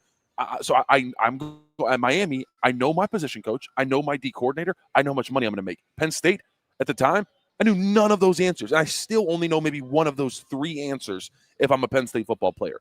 That is what's difficult right now. Yeah. Time to can the photo ops and get to work. Let's do it. All right, let's take another break. We are here at State College's Quaker Steak and Lube. Less than an hour now until the all-you-can-eat wing bar opens up. Come out and join us. It's the Lion Country Kia Goon and Ironhead show. We will be right back. This region is known for its winding forest roads and scenic wild beauty. And there's one vehicle that's as rugged as Happy Valley. It's the Kia Telluride from Lion Country Kia. Hurry in now and check out the all-around rugged 2025 Tellurides. Lion Country Kia has the spacious 7-seater SUV with as low as 2.99% financing for 60 months or a $1,500 Kia finance rebate. There's 19 Tellurides in stock ready to go, starting at only $43,145. Be sure to check out the entire Kia lineup at Lion Country Kia. There's 91 new Kias available. Remember, every new Kia comes with a 10-year, 100,000-mile powertrain warranty. warranty. Who trusts Lion Country Kia? Mitchell Messenbrink trusts Lion Country Kia. And you should too. Lion Country Kia. 1334 Driveable Street off Shiloh Road behind Sam's Club, State College. Warranty is a limited powertrain warranty. For details, see dealer or go to kia.com. If you love wings, if you love rings, and all kinds of other tempting things, great times, great food, get to Quaker Steak Lube. Get our Best Wings USA, signature sauces, mouth-watering appetizers, or any of our delicious award-winning lube favorites. Great times, great food, get to Quaker Steak Lube. I'm the Modelo Recruiter, and I'm looking for fans with good hands and great speed. The ones who stay focused and never miss a play. They go the distance on game day, even when their team is away. I'm always watching, always looking to reward more full-time fans. Because football isn't really football without you. Lusk & Associates Sotheby's International Realty proudly presents the introduction of our new State College office at 314 South Borough Street in State College. At Sotheby's International Realty, we advertise locally, nationally, and internationally, bringing the best of advertising and promotion to each and every one of our properties, big or small. Call now. A lot has changed about State College. One thing that hasn't is W.C. Clark's Coffee Roasters on 234 East Calder Way. 30 different varieties of specialty coffee beans sourced from over 25 countries and roasted with love each morning in Happy Valley for over 45 years. They'll ship their fresh roasted coffee from their doorstep to yours. Order online at statecollegecoffee.com. That's statecollegecoffee.com. Hi, welcome to Timberland Federal Credit Union, a financial cooperative for its members, tracing all the way back to 1973. Experience Timberland Federal Credit Union, where you're greeted with a smile and financial solutions are tailored to your unique life journey. Here, we're not just financial professionals, we're your neighbors, people invested in your financial needs, literacy, and empowerment. Your dreams matter to us, whether they're about buying a home, growing a nest egg, or embarking on new adventures. TFCU draws from the past and invests in the future, offering modern tools like online banking to give you the freedom to manage your money practically anytime. Additionally, we're passionate about giving back both time and resources because enhancing our community is at the core of why we're here. Visit TFCU in person or online to learn more about our services and apply for a membership today. WFXS, once again, the Fox, your sports radio. Broadcasting live, loud and proud from Central PA's Sports Authority, WFXS America. 98.7, the Fox, State College, the Goon and Ironhead. No Goon, no Ironhead, not today. It's Bukanani and Tengwall in here on the Lion Country Kia Goon and Ironhead show at State College's Quaker Steak and Lube. Tengwall, I want to dive right in now. Notre Dame gets their hearts broken because they thought they were going to the playoffs, and surprise, surprise, they got the shaft from the committee, and their response as the number 11 team in the country was to literally take their ball and go home. Now, they, within the Notre Dame community, Tengwall, view this as a heroic stand, speaking truth to power on behalf of the little guy. Your thoughts? No. Listen, I think this don't is lose the chicken poop cowardice from a bunch of childish crybabies. Listen, don't lose the two only big-time games on your schedule. And I get they were the week 1 and week 2, or it was week 1 and week 3. They had a bye week 2. But don't lose them. Sorry. I think what was difficult for the for the Notre Dame fans and the players was when they sat there at 0-2 against, and they lost to Miami and Texas A&M, 2 top 10 teams. It was kind of like, all right, we win the next 10 and we're in. And that was kind of, I think that is where these people are so angry is they did that. And then it was like, still no. And it sucks for them that it worked out the way that they just ended up being right next to Miami in the ranking. And you can't ignore it. You can't. And here are the 10 games, by the way, that they won. Purdue, 2 wins. At Arkansas, 2 wins. Boise State, NC State, USC, Boston College, Navy, Pitt, Syracuse, Stanford. That was just described as by their athletic director as one of the most dominant 10-game runs in the history of college football. Wasn't that? These are they struggled against Boston College. Yeah, this is the Joker and Darth Vader. This is like the most hateable villain in a great way. If you know me, I follow a lot of Notre Dame. I know. Team. I'm putting you under the bus right now. I know. Yeah. So I'll tell you, all the people that cover them and that are close, they're saying, get ready, ACC. Notre Dame's going to pay you back tenfold because now the Notre Dame's all mad at ACC, saying they didn't back them at all, and Notre Dame's giving them all this aren't you great guys publicity. Independent?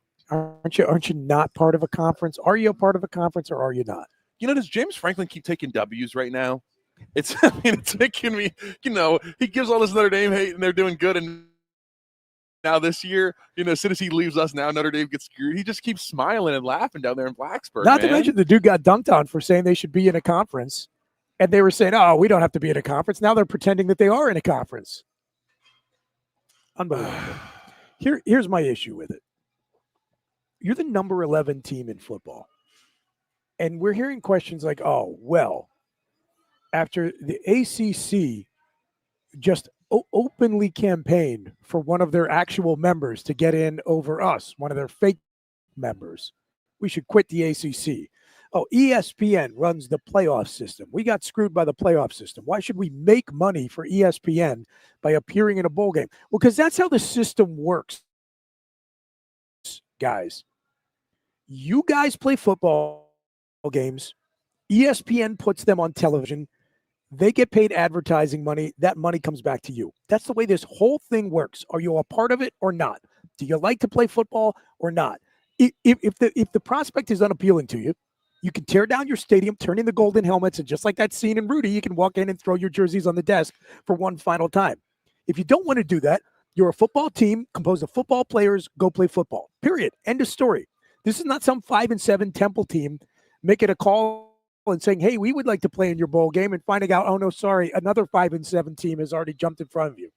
You're the number 11 team in football. You're going to play the number 12 team in football. Florida State, Georgia, they both get screwed out of a 14 playoff. Do they cry and moan and go home and say, well, we're not going to let you sell commercials on our football game. We're just not going to play. Penn State gets absolutely hosed in 2016, wins the Big Ten. Now, did Penn State happily go out to Tempe and win another Fiesta Bowl and Saquon Barkley, who didn't have to play, make one more signature play in the blue and white? Is that what happened? Or did we say we're so mad that the meanie playoff committee put Ohio State, who we beat, into the playoffs and not Penn State, that we're just not going to play any more football? That's the thing that drives me nuts. It's not even like Notre Dame beat Miami and Miami got in. Miami beat Notre Dame and got in. It's just, it is absolute insanity to me. We live in a society, Tengwall. Here's who I'm sad for. I'm sad for the Notre Dame players that went out there against Stanford at 10:30 p.m. at night, thinking, all right, here, college football playoffs, we're going to be, I can't wait. And not the Jeremiah Love who's going to go in the first round of the NFL draft. The guys who said, I can't wait to, play in the playoffs. It's going to be amazing. This is going to be the end of my career. And they didn't know it, but that was the last time they ever put football pads on in their lifetime. That's who I'm sad for. But at least they stuck it to ESPN, who is going to sell ads on that Georgia Tech Pop-Tarts Bowl just as sure as the ad time's already sold, by the way. It's already done. It's over. And all this talk, I hate all this talk about television ratings in modern college football. Fans don't care. They don't care. I ran a poll on Twitter the other day. I'm like, hey, obligatory fans, I'm just curious. I'm trying to do something here. Let me know. Would you like us to talk more television ratings on the show? Is this interesting to you, or do you not care? I don't care. 80% of the vote. Fans don't care about TV ratings. But I will say this. Somebody pointed out that there's all this talk about how Notre Dame just stuck it to ESPN by saying, if you guys aren't going to put up us in the playoffs, then we're not going to play football at all. And we're going to deny you access to the massive Notre Dame television viewing audience. Well, the top 20 rated college football games from this past season, Landon, the only one involving Notre Dame that rated in the top 20 was the only game on in its time slot on Labor Day weekend. And it happens to be the most important game of their season because it's the one they lost to Miami.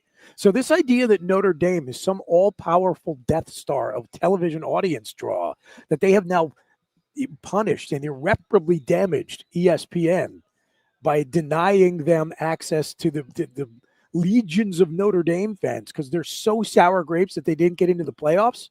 Not only is it ridiculous, not only is it childish, petulant nonsense. If it was true, it's not. That's fake.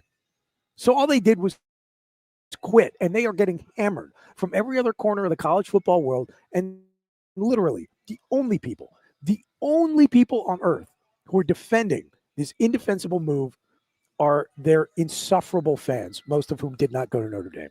Okay, I'm done. Yeah, it's all bad. Sorry. It's a really bad look. Sorry, I know you No. got a lot of fans out there in the Fighting Irish fan base. So my views do not necessarily reflect those of Landon Tengwall or the Landon Tengwall show. I saw a tweet. It was something I posted something about Notre Dame, and someone said I missed the days when Landon Tengwall wasn't a shill for Notre Dame. That was fantastic. That was great. To be fair, they were my number 2 option in during recruitment. And real talk, you probably would have gone there if it was Marcus Freeman, or at least would have been closer. It would have been closer. Okay. I'm telling you, I'm going to be honest. As far as geography wise, like there was no way I was going to Notre Dame. My family, I was like, there's no way I was going to ask my family to do that. And also, I felt, and this is why I want to stay here. I felt something different when I would come up to Happy Valley, and it might have been because the first time I ever came up here was in June, and it was how summer. Awesome. Oh my gosh. I mean, summer in State College, get out of here, man. There's nothing that touches it. And I just remember being up here, and I'm like, oh, this is where I want to be. I was still in 8th grade, technically. I think I technically just graduated 8th grade to go on to high school.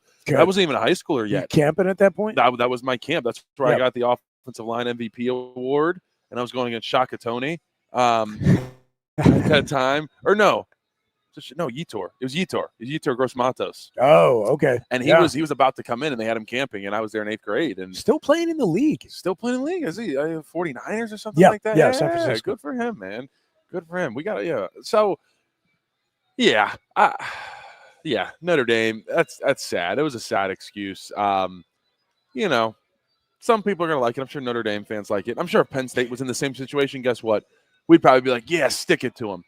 I don't know. Listen, we opted out of a bowl in the COVID season, and Horn and Noble absolutely destroyed that team. Seriously? For not going to a bowl game in that nothing season. Oh, I would have liked to be there then. So if we skipped a bowl in a year in which we went 10-2 and we're number 11 in the country, I think they would salt the earth, and justifiably so. Yeah, maybe you're right.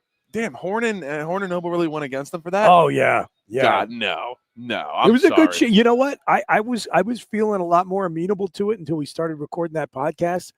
We got to the end of it, man. They had me convinced. And we heard from a lot of people who said, before I started listening to that, I felt okay. By the time you guys were done, I was mad. I'm going to go back and listen to that. Have we read out Notre Dame's schedule yet for next year? No, I was just about to pull it up. Right. Go ahead.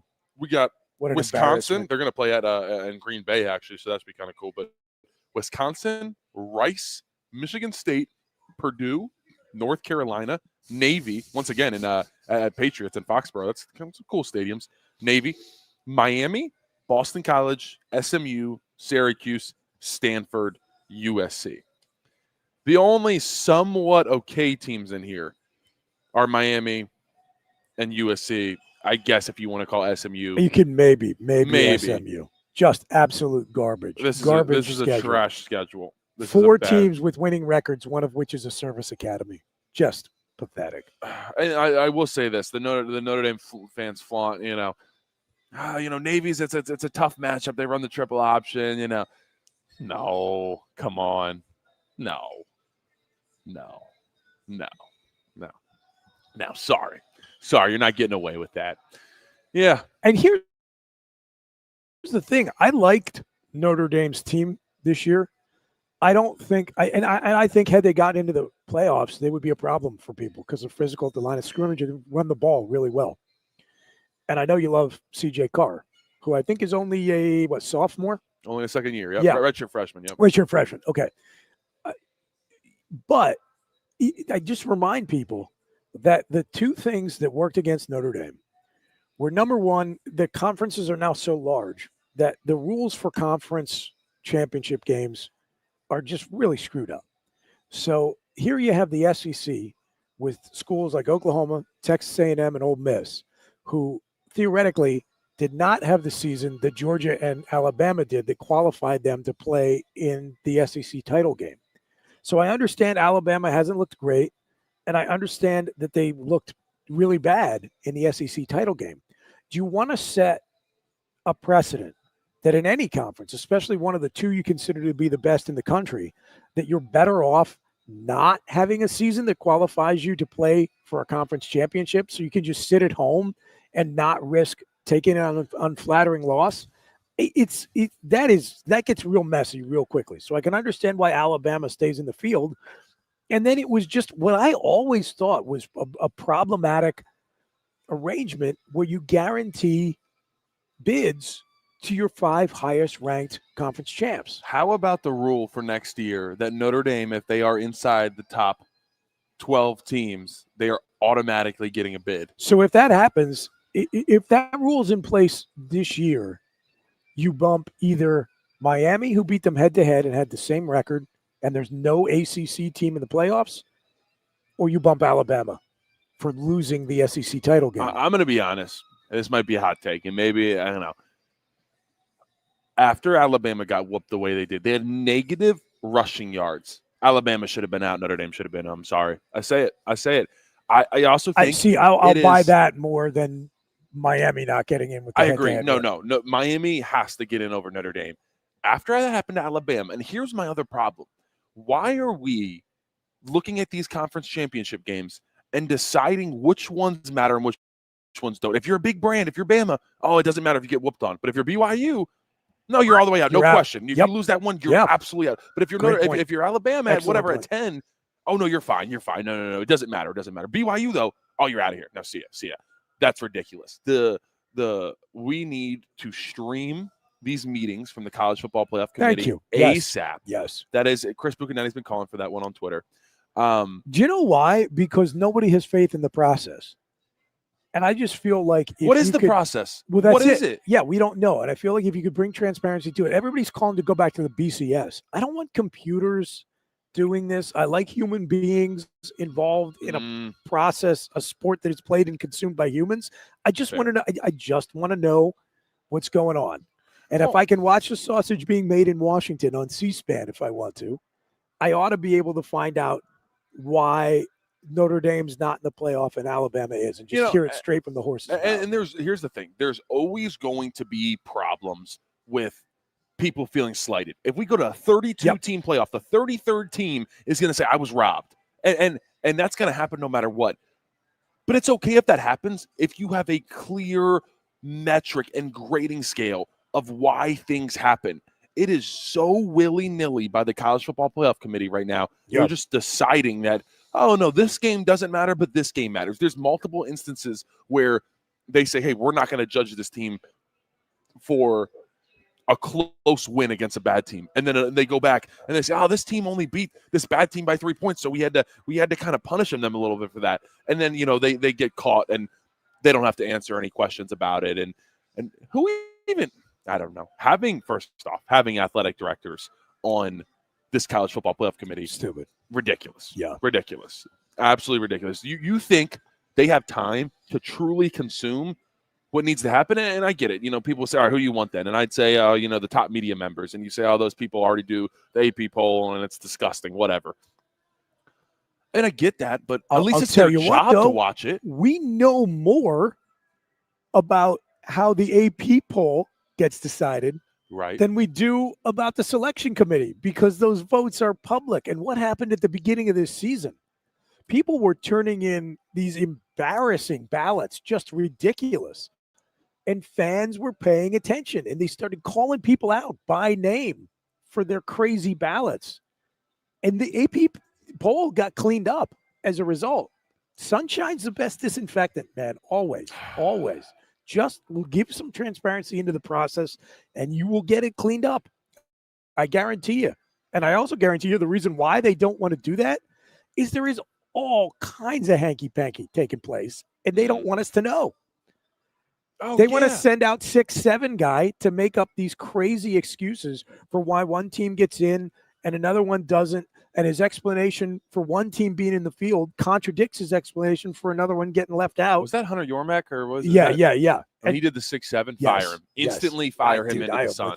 Ridiculous. Oh my gosh. It's like a grown man, like an old man on television doing the meme that my 13-year-old kid and her friends do. He didn't even do it right. Is that right? No, he was like, you're supposed to use it as he should have been like, well, we had to move them to 6 or 7. He was just like 6-7. Ha, ha, ha. And I'm like, okay, your granddaughter told you to do that? Good job, Hunter Yormak, you clown. It's good to know. Sorry. Good to know. Yeah. So we're getting yelled at for the 6-7 right now. Yeah, as we should be. Oh, man. All right. Well, I promised we'd dunk on Notre Dame. We did it. It was fun. We're going to take one more break. And then you never get to talk any pro ball. So I'm going to let you talk some Pittsburgh Steelers on the other side of the break. Don't go anywhere. It's the Lion Country Kia Goon and Ironhead Show. Bukanani, Tengwall in for the boys. We're at State College's Quaker Steak and Lube. Wing Buffet opens at 4 o'clock, and we will be right back. This region is known for its winding forest roads and scenic wild beauty. And there's one vehicle that's as rugged as Happy Valley. It's the Kia Telluride from Lion Country Kia.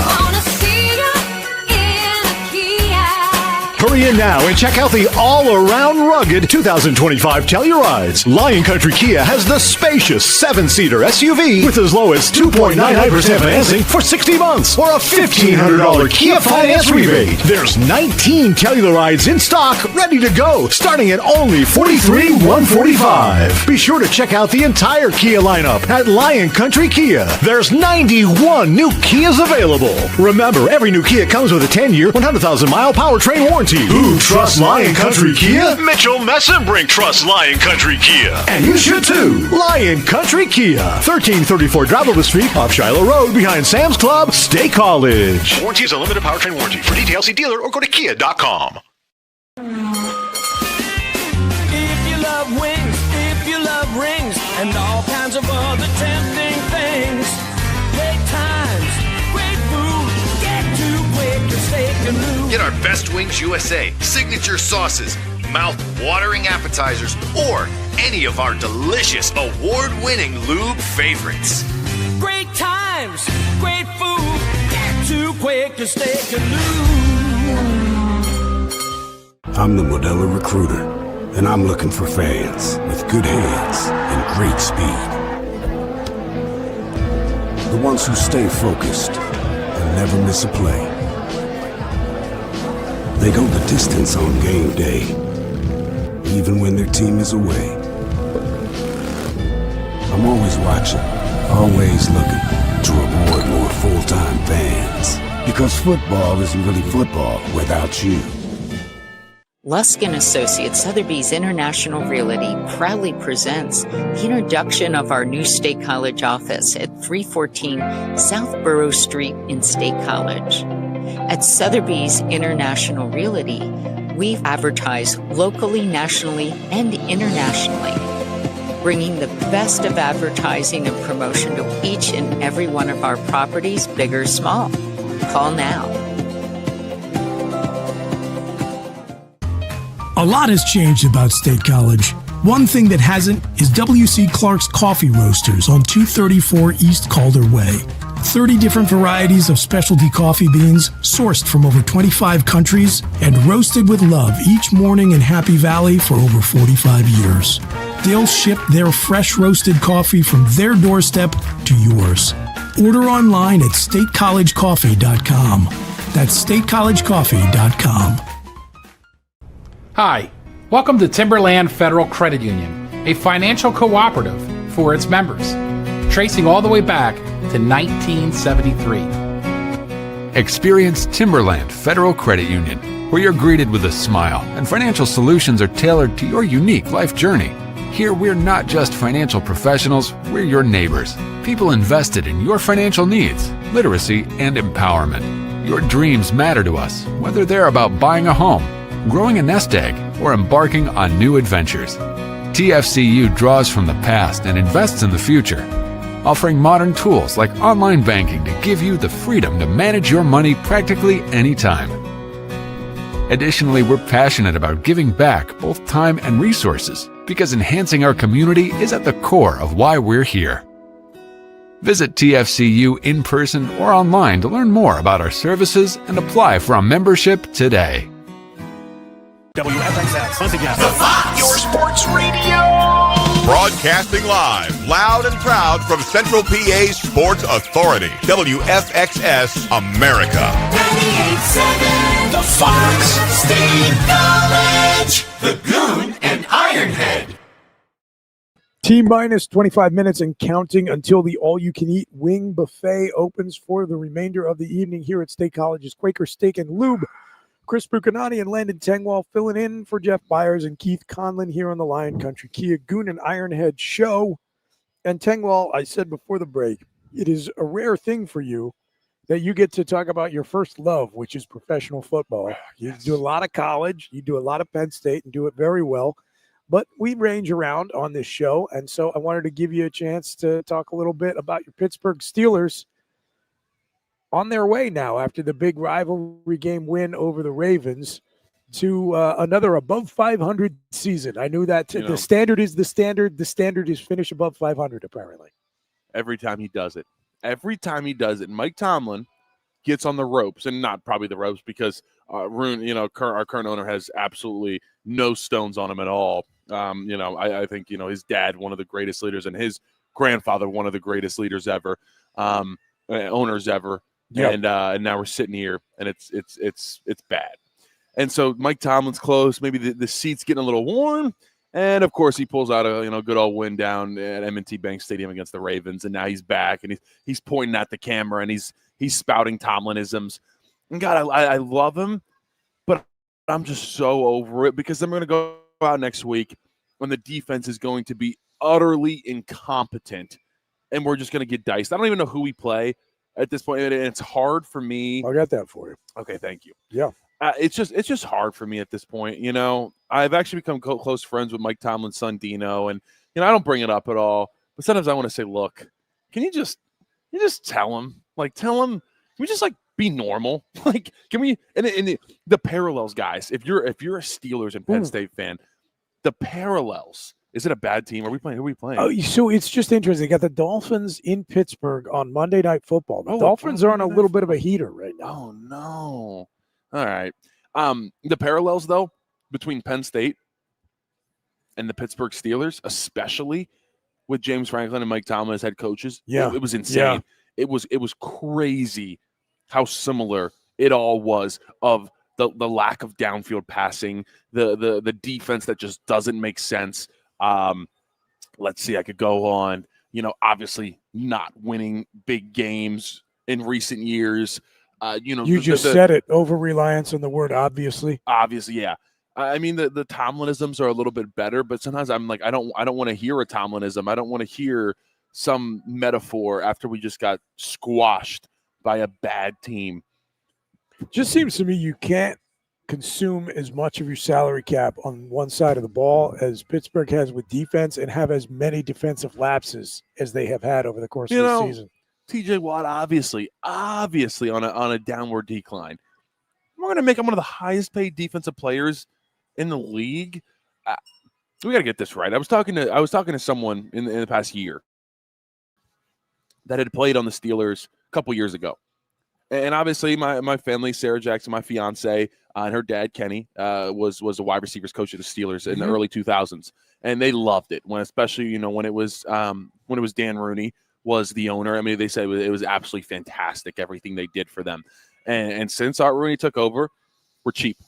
We're unbelievably cheap. I was told that the players, and I don't know if this is still the case, but let's say early 2020s, this was the case.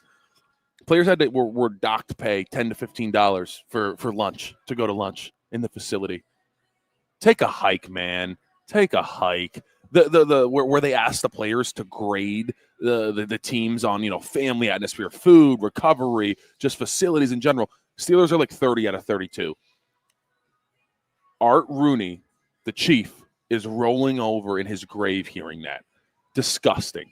Honestly, sell half of the Pittsburgh franchises. Sell the Pirates and sell the Pittsburgh Steelers. Please do it. It's interesting. If you look at the Rooneys, the Maras, the Hallises, and it's happening down in Dallas with Jerry Jones's family. The kids inherit the team. They don't inherit the love for the franchise. Yeah. They run it like a business. And I can tell you, as a Philadelphia Flyers fan, long-suffering, who is owned by the Comcast Corporation, you can't have a business mentality when you're running a sports team. You need an egomaniacal multi-billionaire who doesn't care about the spreadsheets and the dollars and cents. He cares about having a winner. Now, if you have a winner, you're going to make money. Look, all these guys, their franchises appreciate in value to ridiculous degrees. But when you have an owner who genuinely cares about winning for his own ego and for civic pride and whatever combination, then you got a shot. If you got somebody like Bob Nutting in Pittsburgh, who's like, I am running this purely as a business enterprise, as the fans, you're screwed. Oh, yeah, absolutely. And here's the other thing. Sorry, I'm going to go back to the parallels between Penn State. The inmates run the asylum for the Steelers. Tomlin, as much as he's the most tenured coach in football. He is now, which is amazing. And John Harbaugh's right behind him, and two coaches that probably both need to get fired at this point or just find a new home. Yeah. And it's going to be hard for Ravens and Steelers to let those guys go because of what they've done there. And they'll use the same excuse with both. The minute they hit the market, they'll be grabbed up by somebody else. It's like, yes, that's right. But like Andy Reid in Philly and James Franklin in Happy Valley, and then it's course. They're great coaches. They need a fresh start. Yep. Man, it's over. And it was the same thing. It was similar, not the same thing in the sense that Antonio Brown was doing whatever one of the Steelers, and there was all these bad things. And then, and then it was similar how everybody's getting paid the same at Penn State, and all these, it's all about loyalty and things like. It's not exactly the same, but there were so many similarities that weekends became painful for me this year, guys, because I'm watching the same team on Saturday that I'm watching on Sunday, and I want to gouge my eyes out. There's some Steelers games I just didn't even watch this year because I had to watch Penn State football games for my, obviously I'm a letterman and I have to cover them. Some Steelers games I was also working the next day, but I was just like, you know what? I'm just disgusted at this point watching this. Like, my Steeler fandom was broken in 2020 when we were playing the Washington Commanders and we were undefeated. And we were frauds, and everybody knew we were frauds. And then the Commanders beat us, and they were all yelling on the field. Like, we knew what they were going to do. We knew what they were going to do. And I was broken there. And then we got to change it. And then we lost to the Cleveland Browns in the playoffs at home. And that was Ben's last game. And I'm like, we got to go in a different direction. Here we are, 2025. Mike Tomlin's still the head coach. Lord, please help us. In every single season, there are those types of losses to teams that it's just inexplicable, and it ends up costing them down the line. They'll lose to the Colts when they're bad, or they'll lose to the Raiders when they're bad, which is always. It's just always there are those losses that you look at it and you say, if you were good enough to win in Baltimore like they did this past weekend, how'd you lose some of these games that you dropped earlier in the year? But it's been a consistent pattern for at least half a decade. Going back to that COVID season. So here's who they have left. On Monday Night Football this upcoming week, they host the Dolphins. So the good news there is that the Dolphins do not do well when they got to come north in the cold, and it's going to be cold in Pittsburgh on Monday night. Then they travel to Detroit. Oh, no. And they got to take on the Lions. Good friend of the show is probably going to be at that one. I think for sure. Producer for the bloggy. Yeah. They go to Cleveland, and then they host the Ravens to finish up.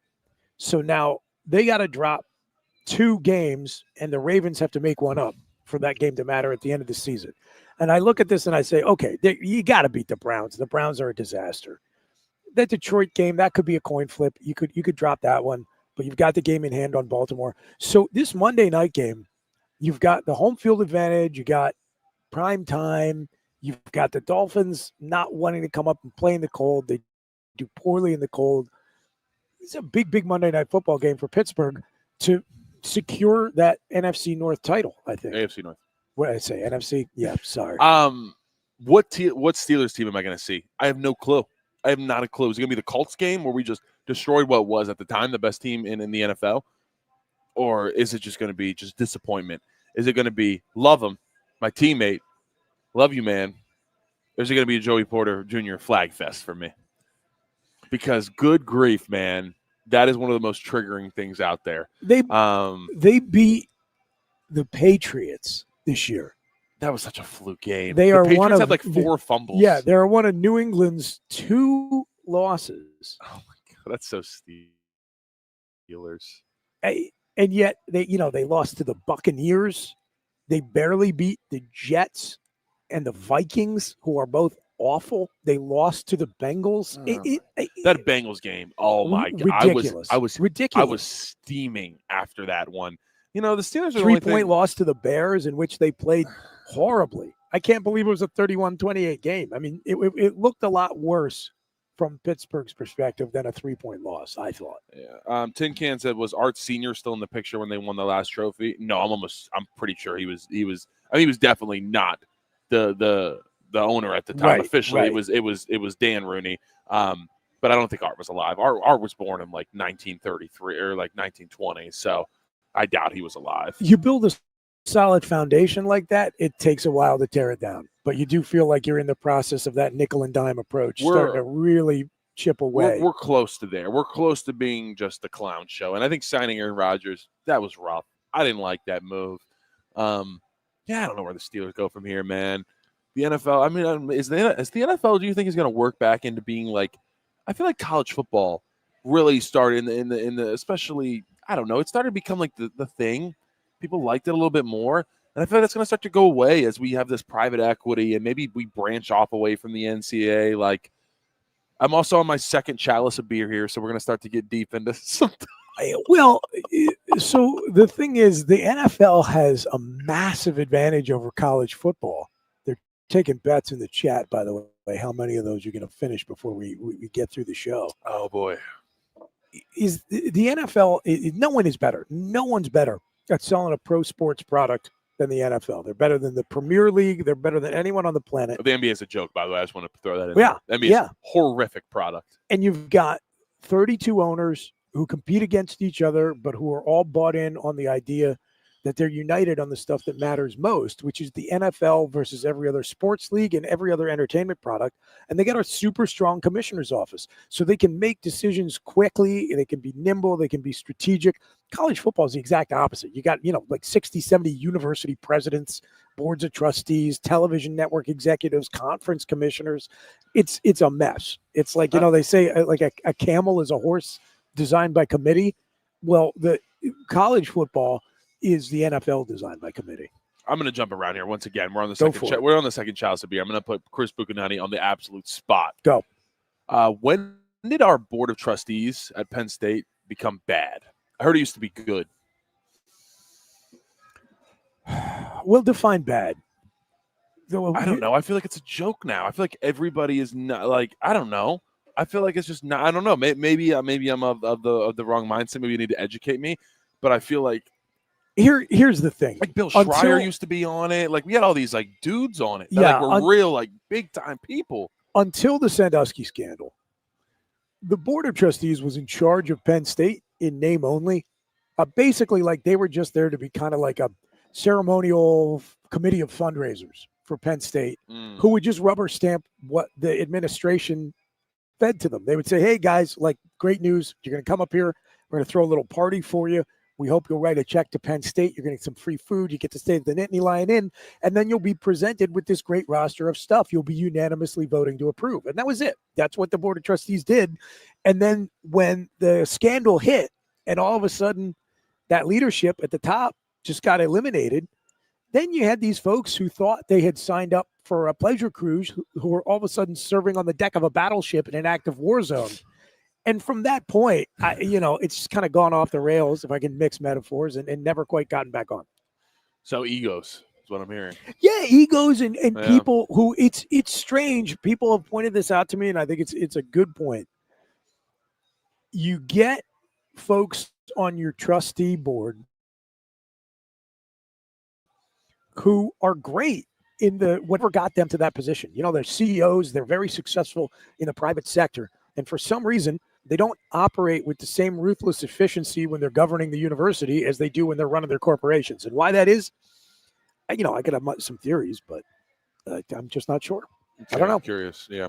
We had someone in here earlier asking about your opinion on LeVar's comments, but, I am trying to get everybody pulling the rope in the same direction here. I don't want to go too far afield on that. All I'll say is this, and this is true in a court of law. It's true in the court of public opinion.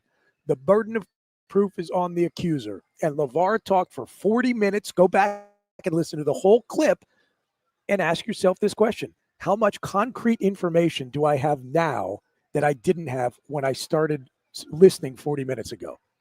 Maybe not a whole lot. Yeah. I hear a lot of vague accusations, and I just say, okay, great. If this sort of disruption by Jay Paterno is so rampant, certainly you could give me one concrete example of something he's done. And I'm still waiting. And I'm not even, listen, so I don't even want to go down that route. All I'm saying is that if you're being kept up at night by the idea that Jay Paterno is holding back Penn State football, allow me to burst your bubble and help you feel better about life. He does not possess that sort of power and influence, okay? No, he doesn't. Let's also be mindful of people that are paid by Penn State Athletics. But so when you're screwing up, it is certainly convenient to have people looking in a different direction than yourself, right? And so if you're cutting a big check to somebody who has a big microphone, it's helpful if they point people in that direction and not towards you. And that is why you listen to For the Bloggy and the Lane and Tangwell Show, because Chris Buchanani and myself are going to tell you guys the truth and what we actually think. And I think that's valuable now in this day and age of people being bought and paid for. And we're going to continue to do that and have fun doing it. We got a few minutes left in the show before we get out of here to put a cap on the Steelers conversation. That's right. I'm going to make you feel better. Here's who the Ravens have left on their schedule. They got to go at Cincinnati, who's all of a sudden back from the dead now that Joe Burrow is back to being healthy. Then they host the Patriots. They go to Lambeau Field to play Green Bay. And those are their 3 games before they go to Pittsburgh. That makes me feel better. And we're a game up on them? Yep. Oh, good. Okay. All right, good. We'll go to the playoffs. We're going to be in the wild card, and Mike Tom's going to lose again. Okay, I'm happy. This is great. 9-8 wild card. Let's go. No Chiefs, probably, right? No Chiefs in the playoffs. I don't think so. I don't think so. No, this is a curious year. It is. Has it ever been this wide open for a while? It hasn't been for a long time. Ooh. It's fun. There's some new names in the mix. You got Denver in there, right? The Chargers. New England's back to being good. The Jaguars are going to win the AFC South. Yeah. Well, I was looking at this was maybe a couple weeks ago, but it was like the Steelers, the Colts, the Patriots, and the Broncos. And I went back and I looked and I found a very similar standing from I think like 20. It was like 2013. It was over 10 years ago at this point. It's got to be at least. And it was awesome. Yeah. It was just like Manning, Brady, Roethlisberger. I'm like, yes. The Colts are in some real trouble though. Man. Oh yeah. They just signed 44-year-old Phillip Rivers. The dude is literally a grandfather. He is. That's right. Yeah. I feel bad for Ty Warren, man. He was having one hell of a year, and he still is. He was. But did you see he's currently their backup quarterback? Is he actually? So until Rivers gets in there and gets up to speed, number 2 on the depth chart at QB is our own Tyler Warren in the NFL. Good. That's good. You know what? I'd put him back there. Honestly, this year, at certain points, I would have put him back there for us instead. Honestly, Peter says, "Who was bought and paid for in the media space around Penn State?" I think you can figure that out. Yeah. We're not going any further down that. Let's all link arms and sing Kumbaya and help Matt Campbell win. Yes, Matt Campbell. Yep, we're going to win a natty here. Yep. That's going to be the biggest thing. Booch. Well, Landon. Where do we go from here? What are the next steps for Penn State football moving forward? Round that staff out, man. Get answers to the question of who's my position coach. You can keep some of these guys in Happy Valley. I understand they're all mercenaries, and I understand everybody's chasing the almighty dollar. We're going to have dollars to spend, and they pick to come to Penn State maybe in large part because of James Franklin, but now that they're here, I'm sure some of them realize there are many other benefits. It's a cool place. It's a place you do get to focus on football. The facilities have been, really, to James's credit, upgraded significantly. That new dining area they have is great. The training facilities are great.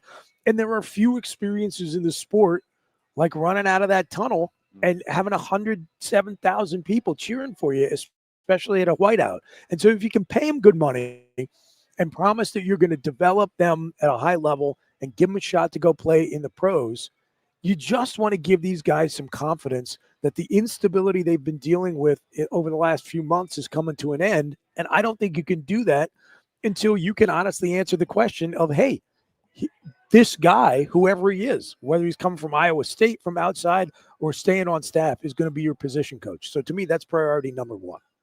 Yeah, I agree. You got to give your players answers, and you need to keep a good chunk of this Penn State roster. You got to do your best to try to do that. I think that's going to be very important. And yeah,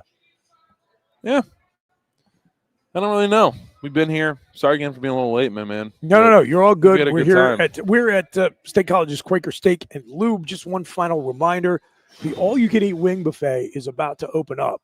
And I'm gonna take part in it. Yeah, I'll tell you what. And you better get here early because Tengwall is gonna go hit that thing up, and there might not be too much left afterward. No. I will tell you, have you had this experience before? The wing buffet experience here at Quaker Steak and Lube? I have, because I've came and I've done a show with Ironhead and Goon. I filled in for both. Yeah, like actual, like real-sized wings. Oh, it's full on. It's the same thing that you'd get. Some really good sides. You get the apple crisp. The corn dogs that have been put out recently. The mini corn dog bites. I'm going to put the fried pierogies. Fried pierogies. The sides are going to be taken by me, so you guys better get here quick. Okay, favorite wing sauce at the Lube. Go. We had this question earlier, actually. I am a Kentucky bourbon glaze. Ooh, that's an interesting flavor. I also the Thai R cracker. Yeah. That's a classic. That might be my number one. Highly recommend the house ranch that they make in. I'm big on ranch. I have discussions. We have discussions about Champs Ranch versus Chili's Ranch. Quaker Steak and Lube Ranch is right up there in that conversation. Let me be very clear, because if I had like the already like pre-bottled like ranch here versus their house ranch, very, very different. So you in Arizona ranch guy here? As far as the flavor, no, not really Arizona ranch. That is tops on most people's lists. I'm always good on garlic parm too. Always good on some garlic parm. Yeah. But I'm going to highly recommend the sides that they put out on the wing bar. Really, really good. So highly recommend on that one. That's it. State College's Quaker Steak and Lube, proud host of the Lion Country Kia Goon and Ironhead show. I think the Ironhead is back on Thursday. Goon is TBD. He's on the DL, is just trying to rest and recover. So prayers up to him. Tengwall, I appreciate you being here. Follow Landon on YouTube. No paywall, just Tengwall. Correct. Yep. And who knows when I'll be back next. Might be Thursday, might be some other time. Goon just doesn't feel like doing the show. Either way, we appreciate you. Like, subscribe. Peace. This region is known for its winding forest roads and scenic wild beauty. And there's one vehicle that's as rugged as Happy Valley. It's the Kia Telluride from Lion Country Kia.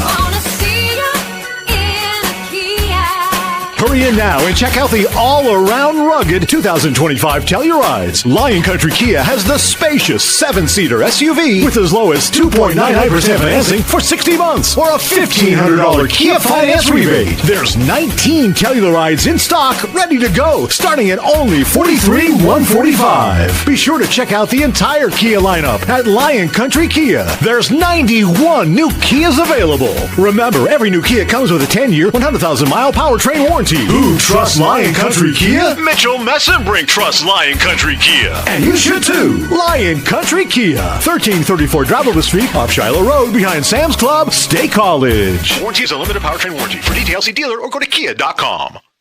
If